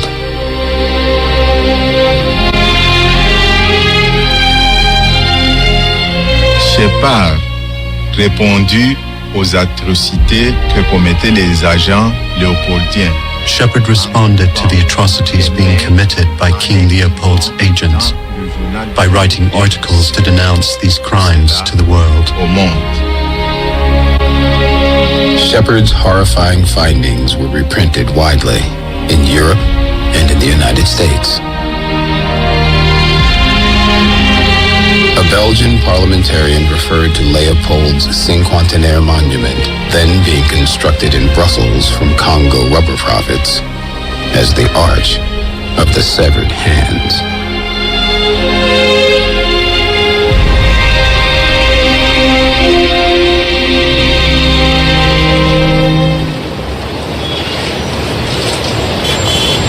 "28 miles north of the capital, Antwerp serves as the center of the world's diamond industry. All the ivory, rubber, and other riches flowing into Belgium from Leopold's Congo were stored in warehouses on its docks. Medieval tradition has it that a giant once controlled Antwerp's harbor and demanded exorbitant tolls from the ships needing anchorage. If a captain refused to pay, the giant cut off his hand and flung it in the water. One day, a brave Roman soldier fought and killed the giant, cutting off his hand and throwing it in the river. So the city's name came from the phrase Antwerpen, meaning hand tossing. Hands are still in evidence, everywhere.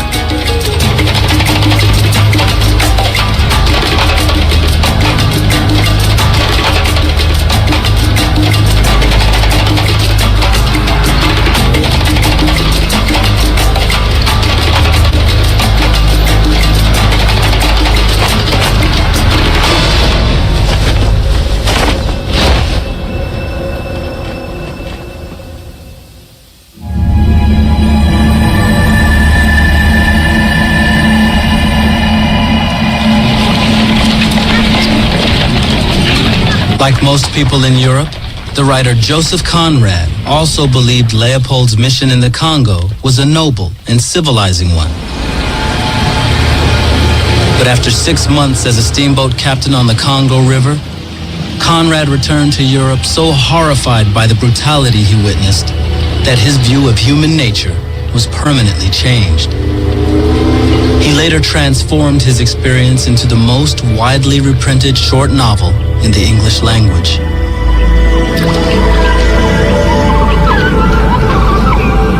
Marlowe, Joseph Conrad's alter ego, is hired by an ivory trading company to sail a steamboat upriver. His destination is a post where the company's brilliant, ambitious star agent, Mr. Kurtz, is stationed.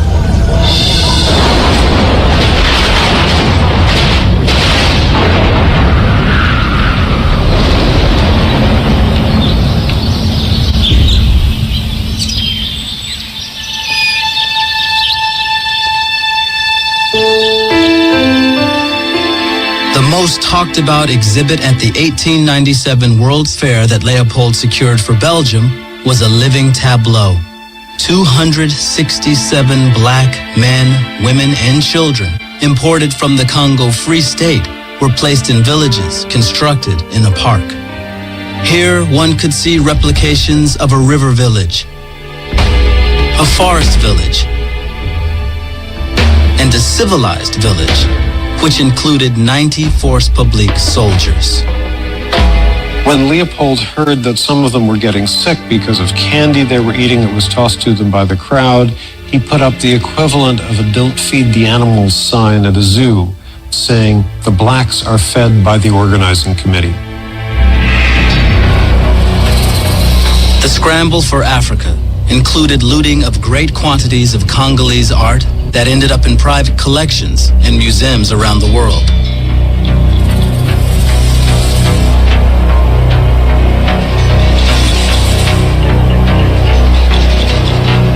Also on exhibit at the fair were samples of products streaming in from the Congo.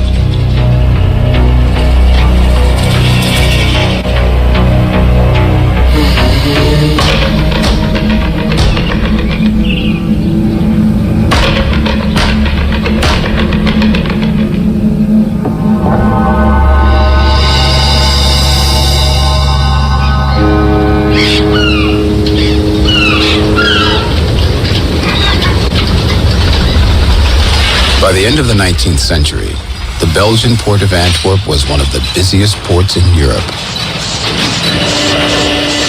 Edmund Dean Morel was a clerk working in Liverpool for a British shipping line, which had a major shipping contract to and from the Congo. On the docks of Antwerp, Morel discovered a stunning fraud. Rich loads of ivory and rubber came from the Congo and into Belgium, but very few trade goods were shipped back, except for huge amounts of weapons and military goods. And someone was skimming huge profits off the top.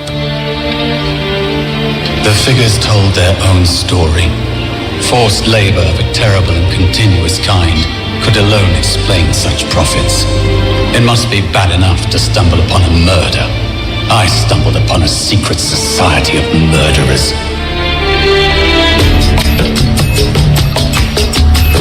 With a flash of insight from a modest shipping clerk, King Leopold had attracted in Edmund Morel his most dangerous opponent.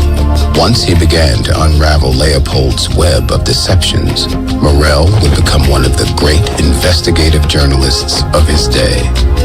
I was filled with determination to do my best to expose and destroy what I then knew to be a legalized infamy, responsible for a vast destruction of human life.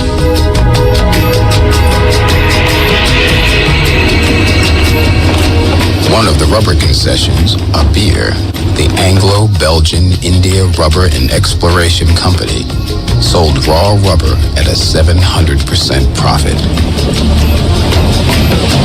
Harvesting wild rubber required virtually no investment except backbreaking labor. Their books listed 47,000 gatherers. Lavo pa kumai fimbo When they were beating them, they received up to 20 lashes. They had no right to eat. They were not allowed to drink water. Many people died following this treatment. Their words when they were lashing people, they were explaining that they came to put an end to our suffering and that they brought us better civilization.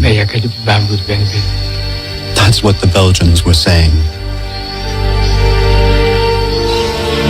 In high rubber districts, villagers were forced to wear numbered metal tags so company agents could keep track of their quotas. At just one collection point, a missionary counted 400 people with baskets. The state or concession companies paid villagers with a piece of cloth, a few spoonfuls of salt, a knife, or nothing at all.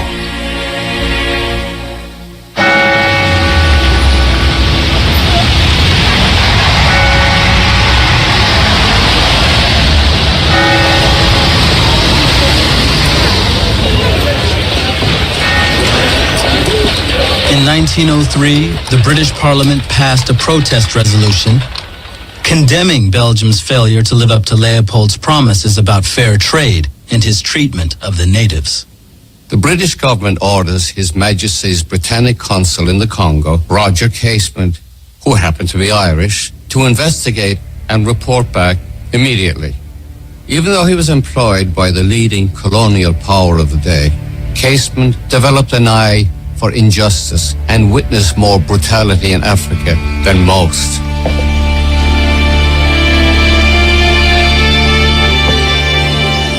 On Sunday evening, natives brought me a mutilated lad whose right hand had been hacked off quite recently.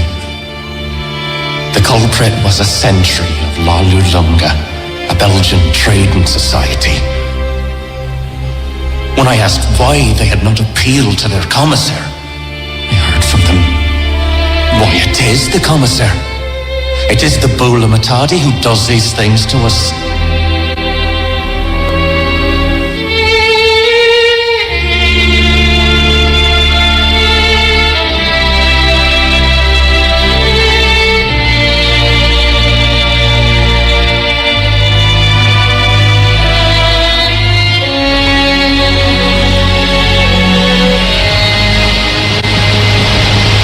One of the rare testimonies recorded was documented by an American Swahili-speaking state agent, Edgar Canisius, who was moved by a woman of great intelligence named Ilanga. We were all busy in the fields, for it was the rainy season and all the weeds sprang up quickly. A large band of soldiers came into the village. We were dragged into the road and tied together with cords about our necks. The soldiers beat us and compelled us to march to the camp where the soldiers brought baskets of food for us to carry, some of which was smoked human flesh. My sister Katinga had her baby in her arms and was not compelled to carry a basket. But my husband was made to carry a goat. We marched until the afternoon when we camped near a stream where we were glad to drink, for we were much athirst. The soldiers took my sister's baby and threw it in the grass, leaving it to die.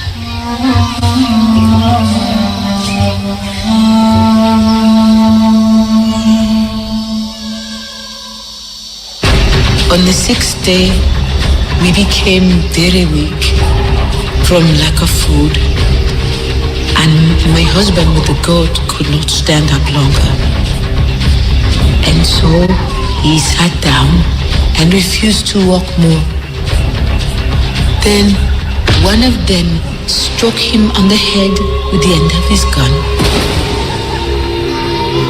One of the soldiers caught the goat, while two others stuck their long knives they put on the ends of their guns into my husband. I saw the blood spurt out, then saw him no more. For we passed over the brow of the hill, and he was out of sight. After marching 10 days, we came to the great water, and were taken in canoes across to the white men's slave town of Nyangwe.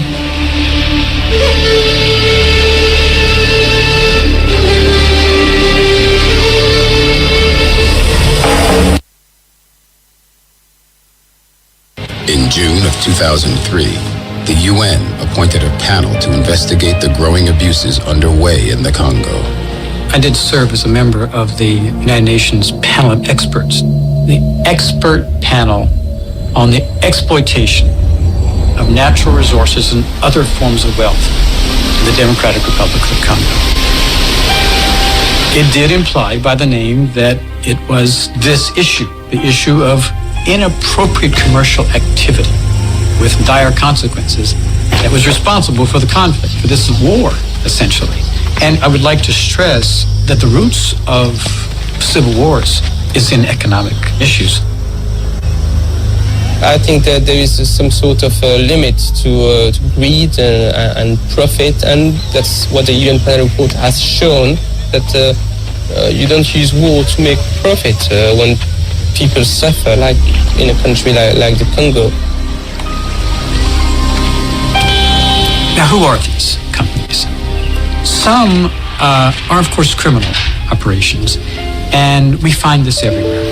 But there are also terrorist organizations that are involved in business, and the line between Hezbollah and Hezbollah's political and its business operations is pretty slim.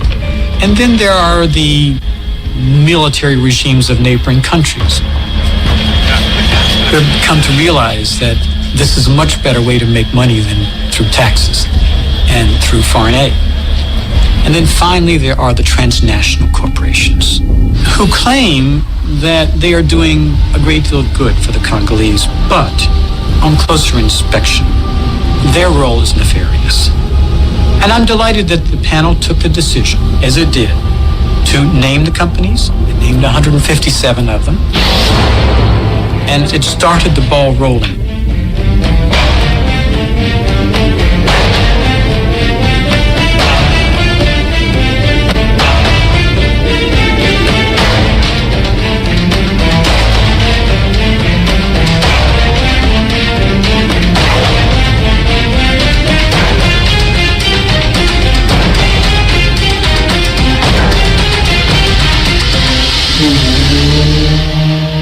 All of these companies that helped are complicit in what's happening in the Congo.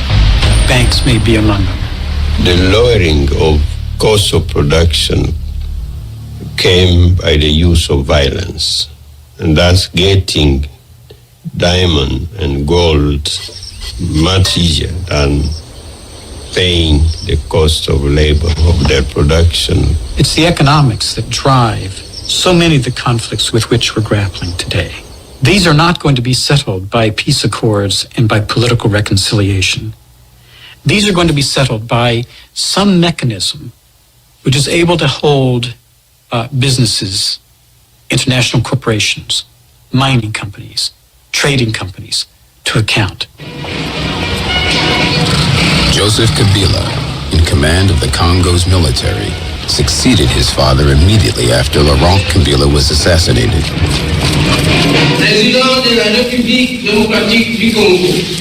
The new president is young but embattled, faced with a country suffering from 32 years of war. Unlike his father, he has attempted to negotiate with some of his father's enemies. And each of them has some personal, particular strongholds or a relationship with power in this country. Jean-Pierre Bemba is Congolese, comes from the Mobutu clan, but he was also a warlord, and he may be accused by an international court at some point. Je veux dire, ce n'est pas un secret. Donc je pense que les richesses de ce pays n'ont jamais profité aux Congolais eux-mêmes. It's no secret that the rich resources of this country have never benefited the Congolese people. Politiques ou financiers extérieurs. Instead, they have benefited either those in power or foreign political and financial groups. In January 1999, Jean-Pierre Bemba, leader of the Movement for the Liberation of the Congo, along with the Ugandan Major General James Kazini, organized a looting of coffee beans so vast that it bankrupted the Congolais Société du Café, the largest owner of coffee stocks in the Northeast. En tout cas, dans la zone que je contrôlais, il n'y avait pas beaucoup de choses à profiter. There was little to profit from in the area I controlled because it was in the forest. Il n'y avait pas de richesse. There were no resources from which we could profit. The UN panel report reveals that in Equator province, where Bemba is in control, he instructed his soldiers to systematically empty banks once a town was captured. On l'a vu dans le rapport d'ailleurs des Nations Unies. It was in the United Nations report, actually. De 5 milliards de dollars. It mentions 5 billion that were embezzled.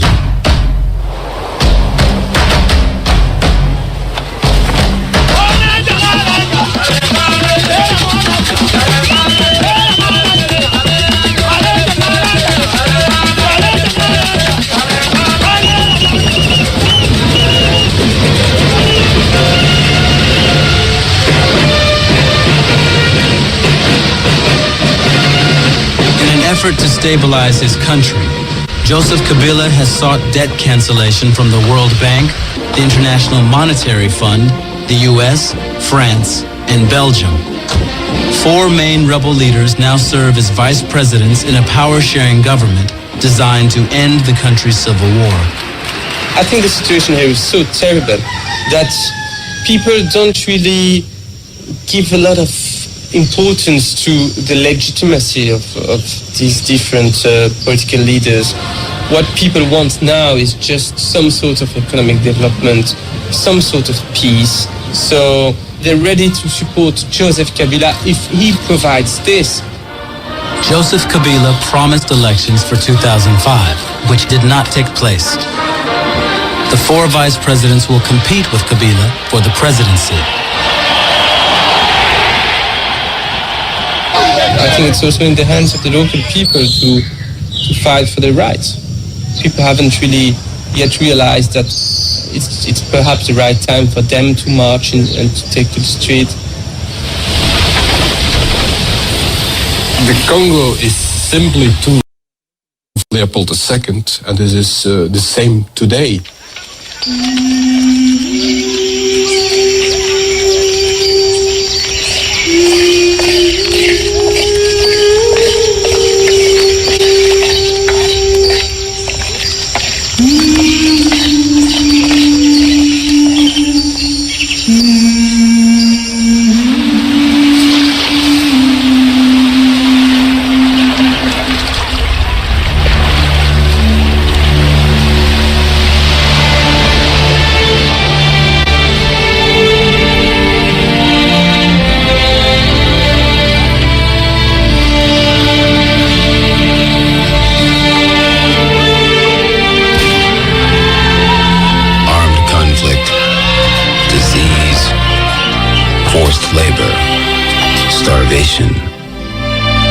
The legacy of Leopold's time still haunts the Congo today.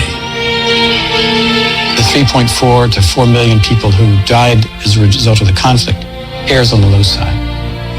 And I think it's probably worth making the same point for King Leopold's time, because the causes of high mortality rates are pretty much the same. The people who are the victims are forced to bear the provisioning of the armies who are their victimizers.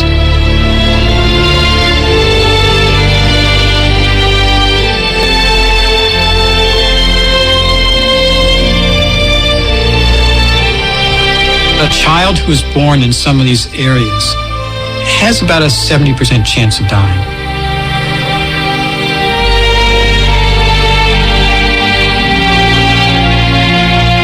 There's been so much violence that the newly created International Criminal Court in The Hague has chosen to focus on the Congo as its first investigation.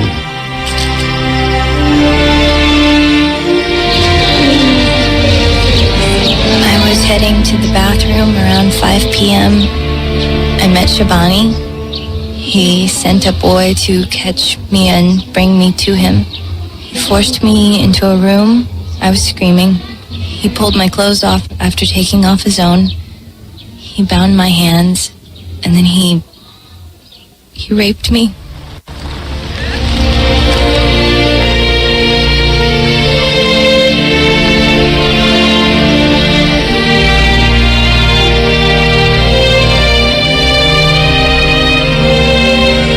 Plus de 65%.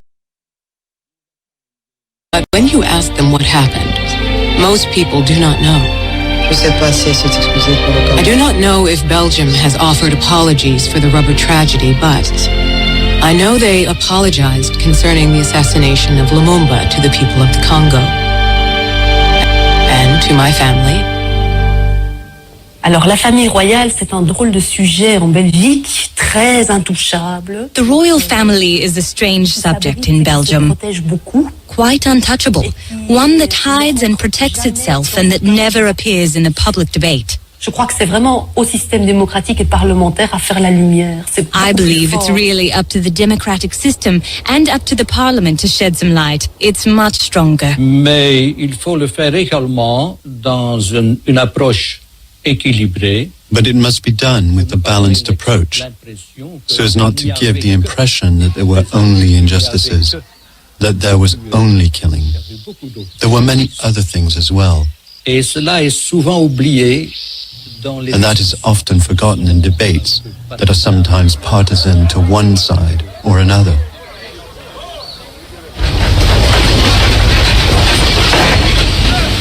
It has been very difficult, very long and laborious to put the country back on track. Mais si nous autres, les Congolais, nous-mêmes, nous n'y croyons pas, je ne sais pas qui va y croire. But if we, the Congolese, ourselves do not believe in it, I do not know who will. Je crois que dans ce pays, il y a non seulement... And I believe that in this country, there is not only wealth, right, it does exist, extraordinaire, but there are especially people. There are human resources that are extraordinary. And I believe in that. And we know that we have to work to make it come true.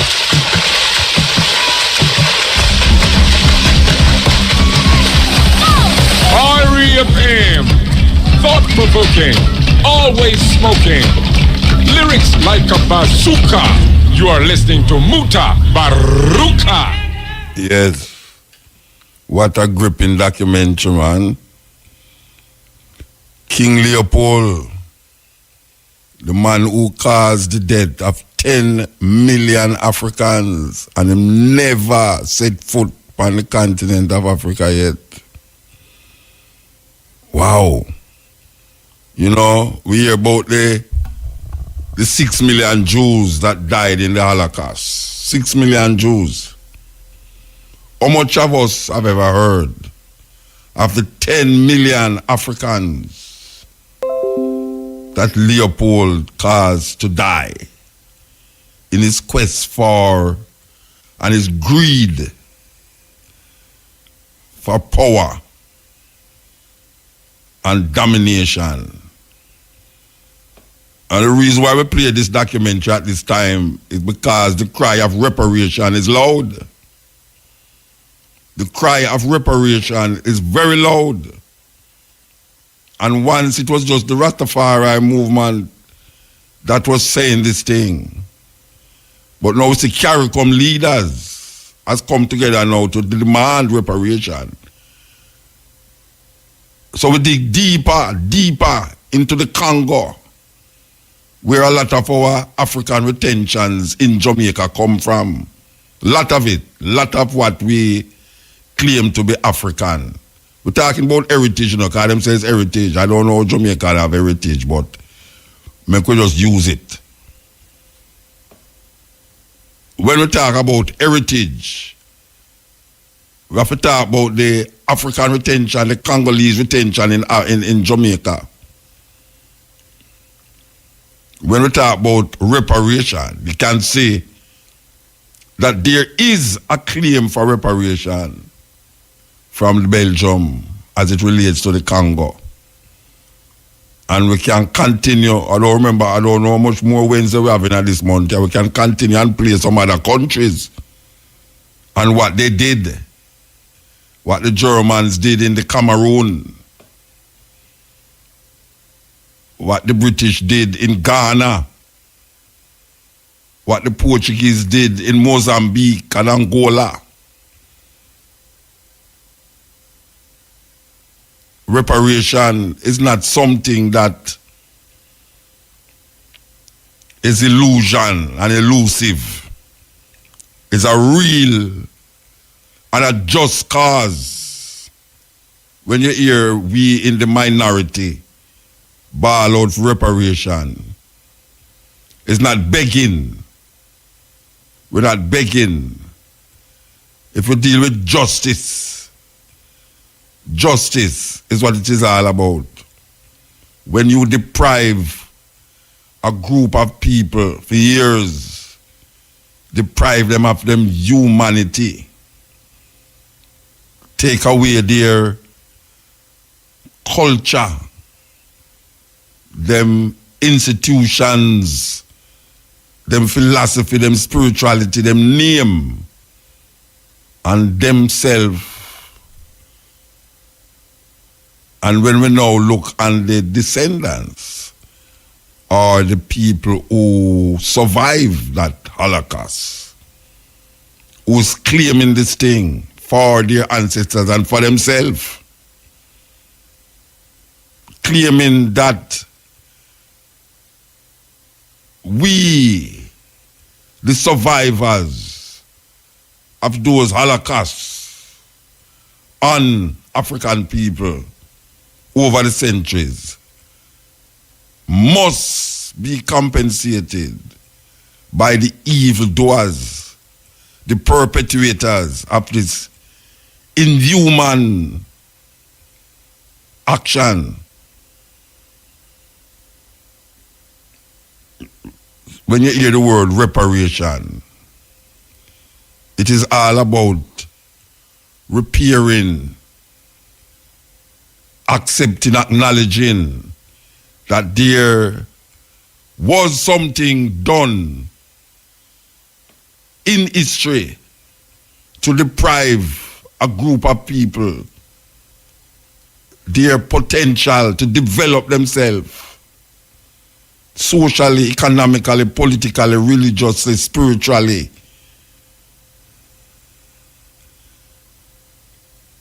They were deprived of that. And when some so-called sympathetic whites realized that they were duped, just like the Africans were duped, into believing that what Leopold was doing was something of significance and interest to the European continent, when them really realized it was too late. Too late. 10 million people, Africans. And you see how them do it when you don't find enough rubber, just like them do it in the Tainos. When the Tainos never find enough gold, or find any gold at all, they would cut off them wrists or cut off them foot. Can you imagine you living in a country where hundreds of people walking around with no hand, with no wrists, them cutting off the wrists? Terrible thing. Terrible thing. We're talking about heritage. We're talking about even though Africa is a continent with many different states, we recognize that there's something that was done to African people, not as states, but because you're an African, not because you're a Nigerian or you're a Ghanaian or you're a Cameroon or from where you come from, because we were African people who was not seen as human beings, to be treated like human beings. So, the Bible says that when a slave work and him getting in age and him work over a certain period of time, and this is the Bible we're talking about, where the Christians hold to, what white people hold fast to. The Bible says that when a slave has worked for over a period of time, and when he is released from the slavery condition that he was in, the owner of the slave must compensate the slave. Must compensate the slave. This is one of the prerequisites of what we call reparation after a period of slavery. The Bible said that. So, them never see that part. Because in a film Bible, the law states that slaves must be compensated for the work that they did after they are freed from that slavery. So how come people are going like say, when we are talking about we want this from people for this and this and that, and true we lazy and we work 400 years and never get no pay, and you say we lazy? Is the conditions in what that we were working under why we get scared now and don't want to work? The conditions that we were working under, not getting no pay and not being human. We ask a question. If the Bible says that slaves after serving slavery must be compensated, why is it that when we say after 400 years of brutality against African people, reparation is a just cause? A just cause.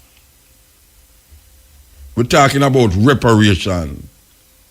Reparation for we who survive that Holocaust. And they speak about 6 million Jews. We're talking about in Belgium, thinking in the Congo, we're talking about 10 million just in the Congo alone. We don't even mention the millions who died in the movement of Africans from the west coast of Africa to this part of the earth. We don't talk about the guy when named Cecil Rhodes in Zambia, sorry, not Zambia, Zimbabwe. Cecil Rhodes. These Europeans who went into Africa to civilize and Christianize the Africans. This is what they did to our ancestors, and the remnant and residue of what they did still linger up to this day. And if you don't believe me, listen to how me talk and you realize it linger, because if it never linger, we wouldn't even need a program like this. We wouldn't need a program like this. After 20 odd years, if things was as though it's supposed to be, we wouldn't need this program. This program would be just not necessary, but very necessary. Because African people need to wake up and stop make people wash them brain.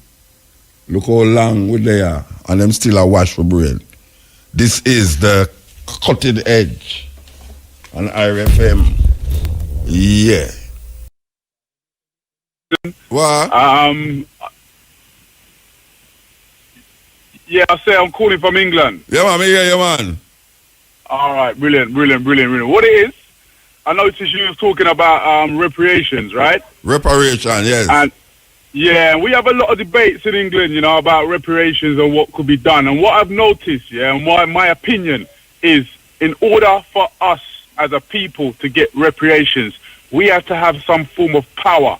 We have to gain some form of power. You see, like the Jews and India and them have money. Yeah, so when they bail out reparations, they want compensation for anything, they get listened to. But as far as the other people see us, the people that are oppressing us, they see us as nothing. So when we are about Brethren, the mama in Kenya get reparation about 2 or 3 years ago from the British. From who? Who gave them reparations? The mama. You ever hear about the mama? I've heard of the mama. Yeah. From Kenya, who fought against the British occupation of Kenya. Right. They fight for reparation from the 50s and they got it. And they got it. So they've been fighting from the 50s and they got it 2 years ago. Yeah, even though it was small, but the idea of getting a reparation in a case like that is very monumental as it relates to reparation. Right. And you know, there's some law that they passed, isn't it? There's a law, I forget what the law is, like a human blah, blah, blah. I think in slavery, when slavery was going on 400 years ago, there wasn't a law put in place for the rights of humans. And I think there's a law. The reason, from what I've heard, yeah, anytime we try to go to court in regards to reparations, they talk about this particular law. I think it's the Human Rights Act. And because it happened before the Human Rights Act, their argument is, well, it wasn't illegal. It was legal at the time. Yeah, that's that. It was legal. It was legal, yeah. So that's their argument. So you kind of stuck on that one. But yet the Jews seem to have got they got reparation, they got compensation. But the difference between us and as far as I look at it, the difference between us and the Jews is the fact that them have money and they've got power. They have control. Yeah. So if they don't get their money, we agree with you that they have to have certain power. That is why it's important that the governments in the Caribbean come together as one voice. Because it have to go through the governments to government, the Queen to the government here. It have to go through that. So I agree with you that there have to be a certain amount of power as it relates to the coming together of the people them. Just like in America now, there's a strong voice of reparation. The voice is getting louder too. The voice is getting louder.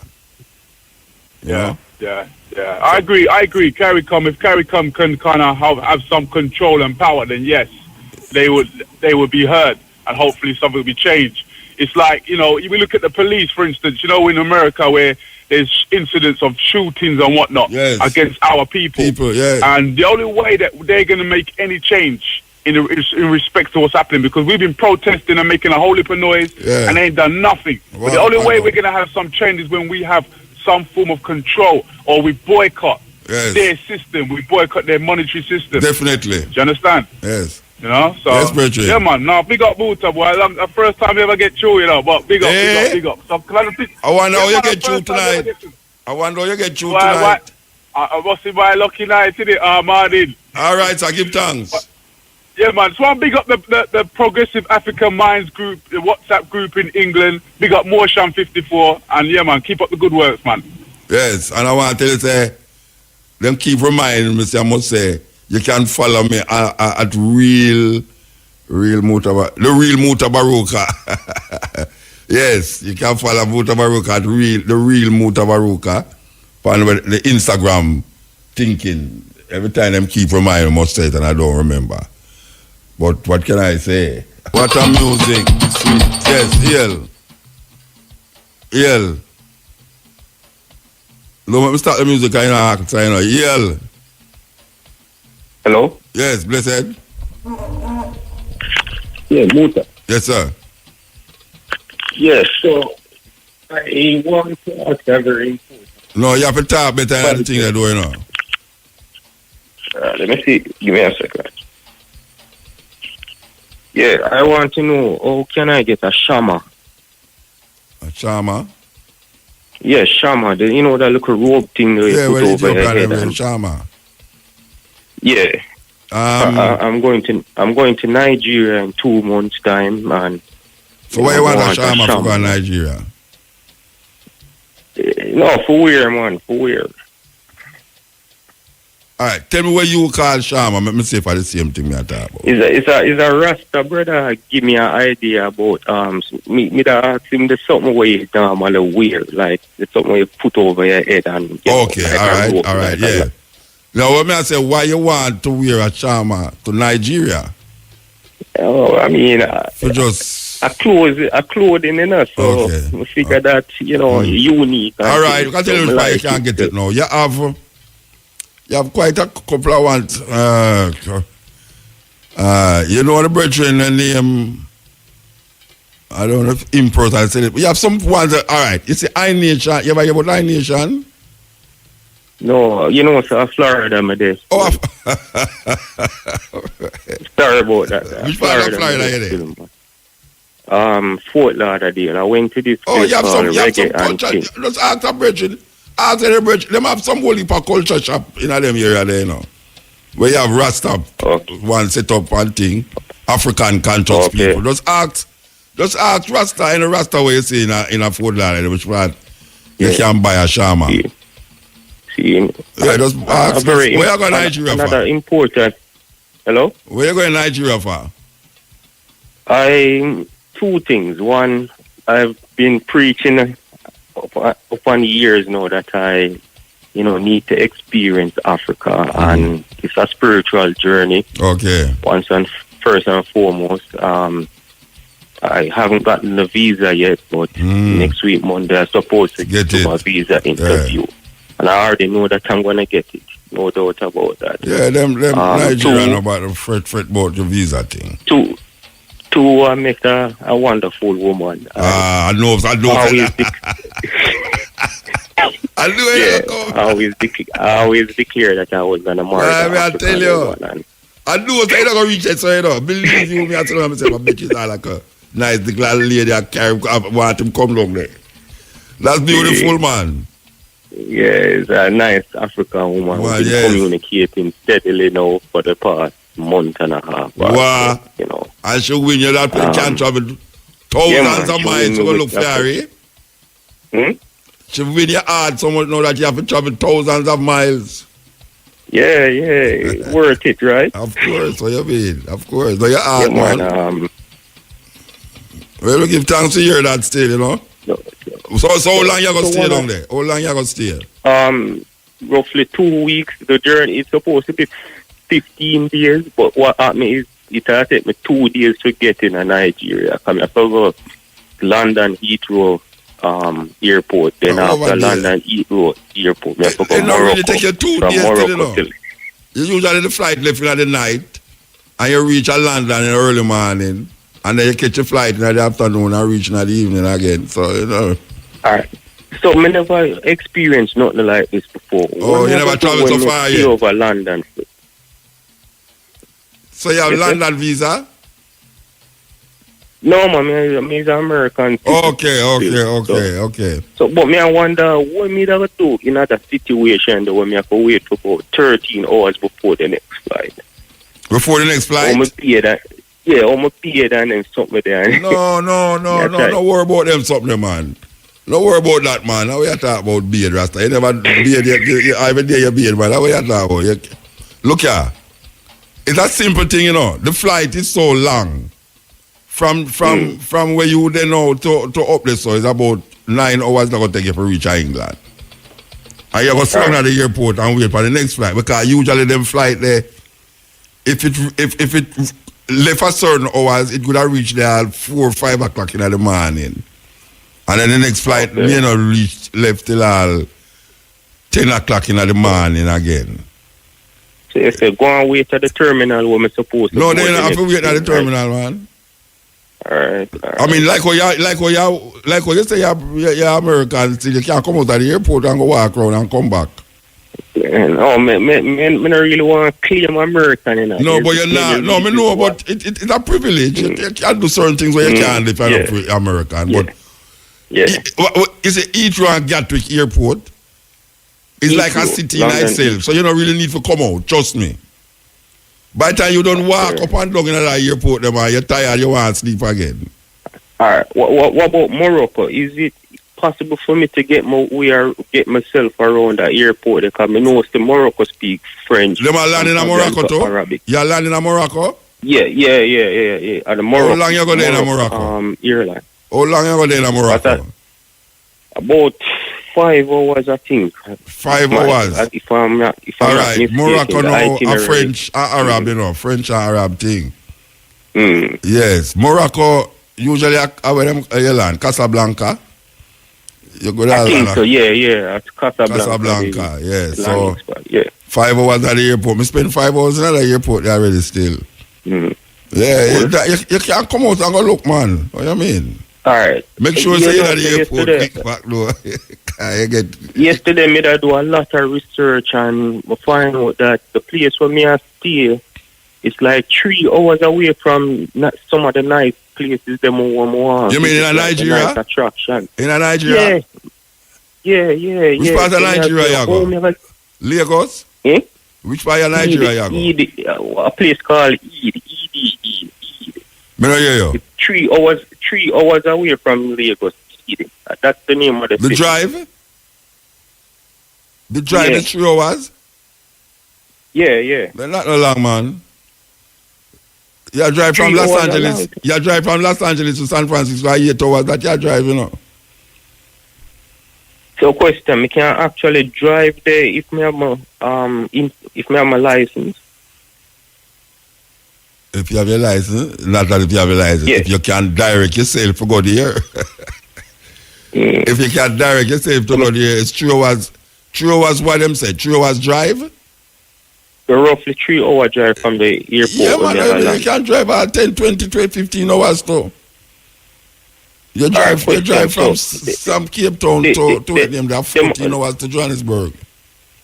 If me use a cell phone for GPS, it's possible for navigate myself around, or I don't know what the GPS don't listen.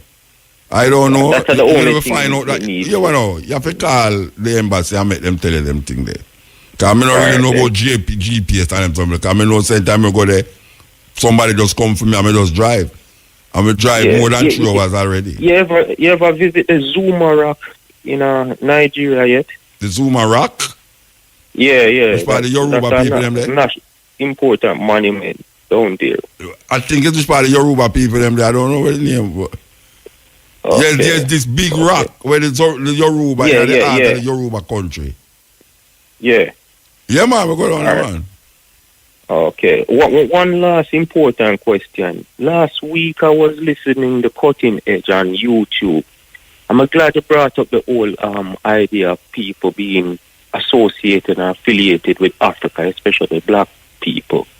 One of the things I did a research on was the origin of the name Africa, and I was kind of feeling upset about this because I'm still confused about the origin, because there was, in the research I found out that there was a man called Scipio Africanus. And they are saying that, he defeated Hannibal, and as a result, they end up deriving the name from this Roman man. So I'm saying, no, if that's the case, why are we in commemoration of this man from Europe using that part of his name to apply to ourselves? It kind of make me feel disheartened, and we just have to ask you that question. All right. We can tell you something now.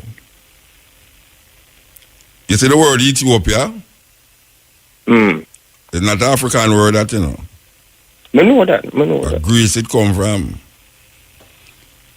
What I say now is that there's a name that we who know what we say, we call it Al-Kabulan. You ever heard that word before? Yeah. Eh? Yeah, man. Man, look up Al-Kebelan, but I'm still not really sure. So if you feel uncomfortable to say Africa, say Al-Kabolan. If you feel uncomfortable to say Africa, say Al-Kabolan. Just like anytime I feel uncomfortable to say call a country South Africa. I say Azania. And if you feel uncomfortable to say Egypt, you say Kemet. Kemet, yeah, man. I usually use Kemet. Yeah, well, is that no? If you feel uncomfortable to say Africa, don't say Al-Kabolan. Okay, yes. okay. All right? All right, then. Yeah, man, give thanks. Respect. Yeah.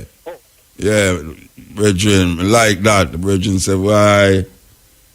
Him never go there, but him left him art gone in Nigeria. I have to follow him art. Follow your artist, Virgin, what you mean? Made up of sisters from Cameroon. You know, some do a tune with them that years ago, and I don't know.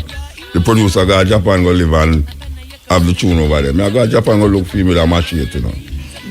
Yeah, serious thing. Because I like to make the tune them do that, you know.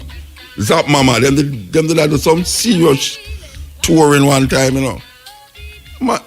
You know, some of them carry the machete. I carry a big Jamaican telephone book. Yeah. Cause, you know, the machete beating look too gruesome, you know. So I start beating with the telephone book, no, I ask where the tune when I do much years now. You know what I mean? Clap him all across him jaw, all the way there. Yeah, you know. Because maybe I understand. You know who did the pan tune to? You Masikela, you know. You Masikela did blow up on the song too. Remember the studio going on New York to do the tune, man. You Masikela did the pan the tune. And them sister here, Zap Mama. And the man said, yeah, I'm going to release the tune for this one big album for Heartbeat label. And the man take the tune and go to Japan. And we say, where you live now? He say, I'm in Japan, Mutabaruka. When you coming this way? I said, come this way, you blow that curve in the tune. Both come this way. What you talking about come this way? The man go on the tune when I coming this way. Eh? Yeah, you know what I mean? Anyway, I said it go. Matrix in the house, man. I tell you, Matrix. I read little things them on the Instagram thing there. You know, ramp low. Up to Ram's house, Matrix right for the Instagram thing. I tell people never this or that. No, anyway, boy, the Instagram thing they not easy to do, you know. No, I tell you, Rasta. I see some things for that, there's something like that. I say, wait. Them people actually sit down and spend time. Yes, man. For take picture of themselves 50 different ways. But man, make it up, to craft it up. Yeah, and some of them now get it's more than like 50. But them call it like. Why am I not do it for the like though? No, seriously, not do it for the like. It show me how the youth them mind state regime. Yeah, cause you know me notice. Me test it all the while. You see, I put something serious on it. It hardly get. This way, put on some little frivolous thing. Oh gosh, man, all 1,000. The most serious thing me do. Voila. But you know the thing when me realize though, to be fair with it, you see, anytime I put something on me do on the stepping razor, like that, they were talking with the bulb by them. Want to the bulb? What? You know, buy the bulb them. Me have a portion of them in the car when we just get it out. What do you mean now? We just get a new stock. How much you want? 100, a dozen? Tomorrow you got a door comes in on. How much you want? How much you want? 5 of the bulb. Okay. No, me I tell you, them go quick, you know, that I me get something on. Me I tell people, so me have them. And by the time I go up to that, my lady just sell out them. So we have a portion then now still. So entire ready. And anybody who ready now can get it. Just come along highway and get it. No. Wait. You have to put it up, me not put up the stall out there. No, me don't want you to start for a gate out for me. What you talking about? You got to start for yourself. No, you know. People of Jamaica, let me tell you about this Matrix, this DJ as well now. Last week, I'm going to say it tomorrow again. Because we never, the people in the area so have a very strange menu flavor. Because I see what she name that eat. Lollipop or orange juice. I say she has suck a lollipop and I drink that. I say, what? Bring some orange juice out. A lollipop and orange juice I eat for your lunch. And I said, no, serious thing. No, last week me come in here and say, Matrix with boom and peer. We never know say boom and peer can go together to rotting. How can somebody boom and peer, Rasta? No. Who do not easy no guy though? Matrix are boom and peer. No, how you come put the two of them together? How you put boom and peer together? We can't understand it. We can't understand it, Rasta. Anyway. Oh, the strange long hair. Trust me. Trust me, I see people I eat bread and orange juice for lunch. Bread and orange juice, you know, Rasta. Not even little butter upon the bread, you know. Bread and orange juice.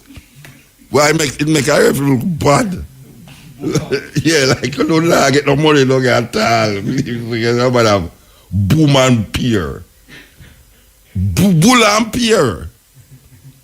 Or if you have peer, you have to have some form of carbohydrate with it. So you have bull and peer, or bread and peer. But bread and boom, no, sir, serious weapons of mass destruction. I better don't make Trump know you do that blouse and skirt and you never enter America. Gone, you know. Gone.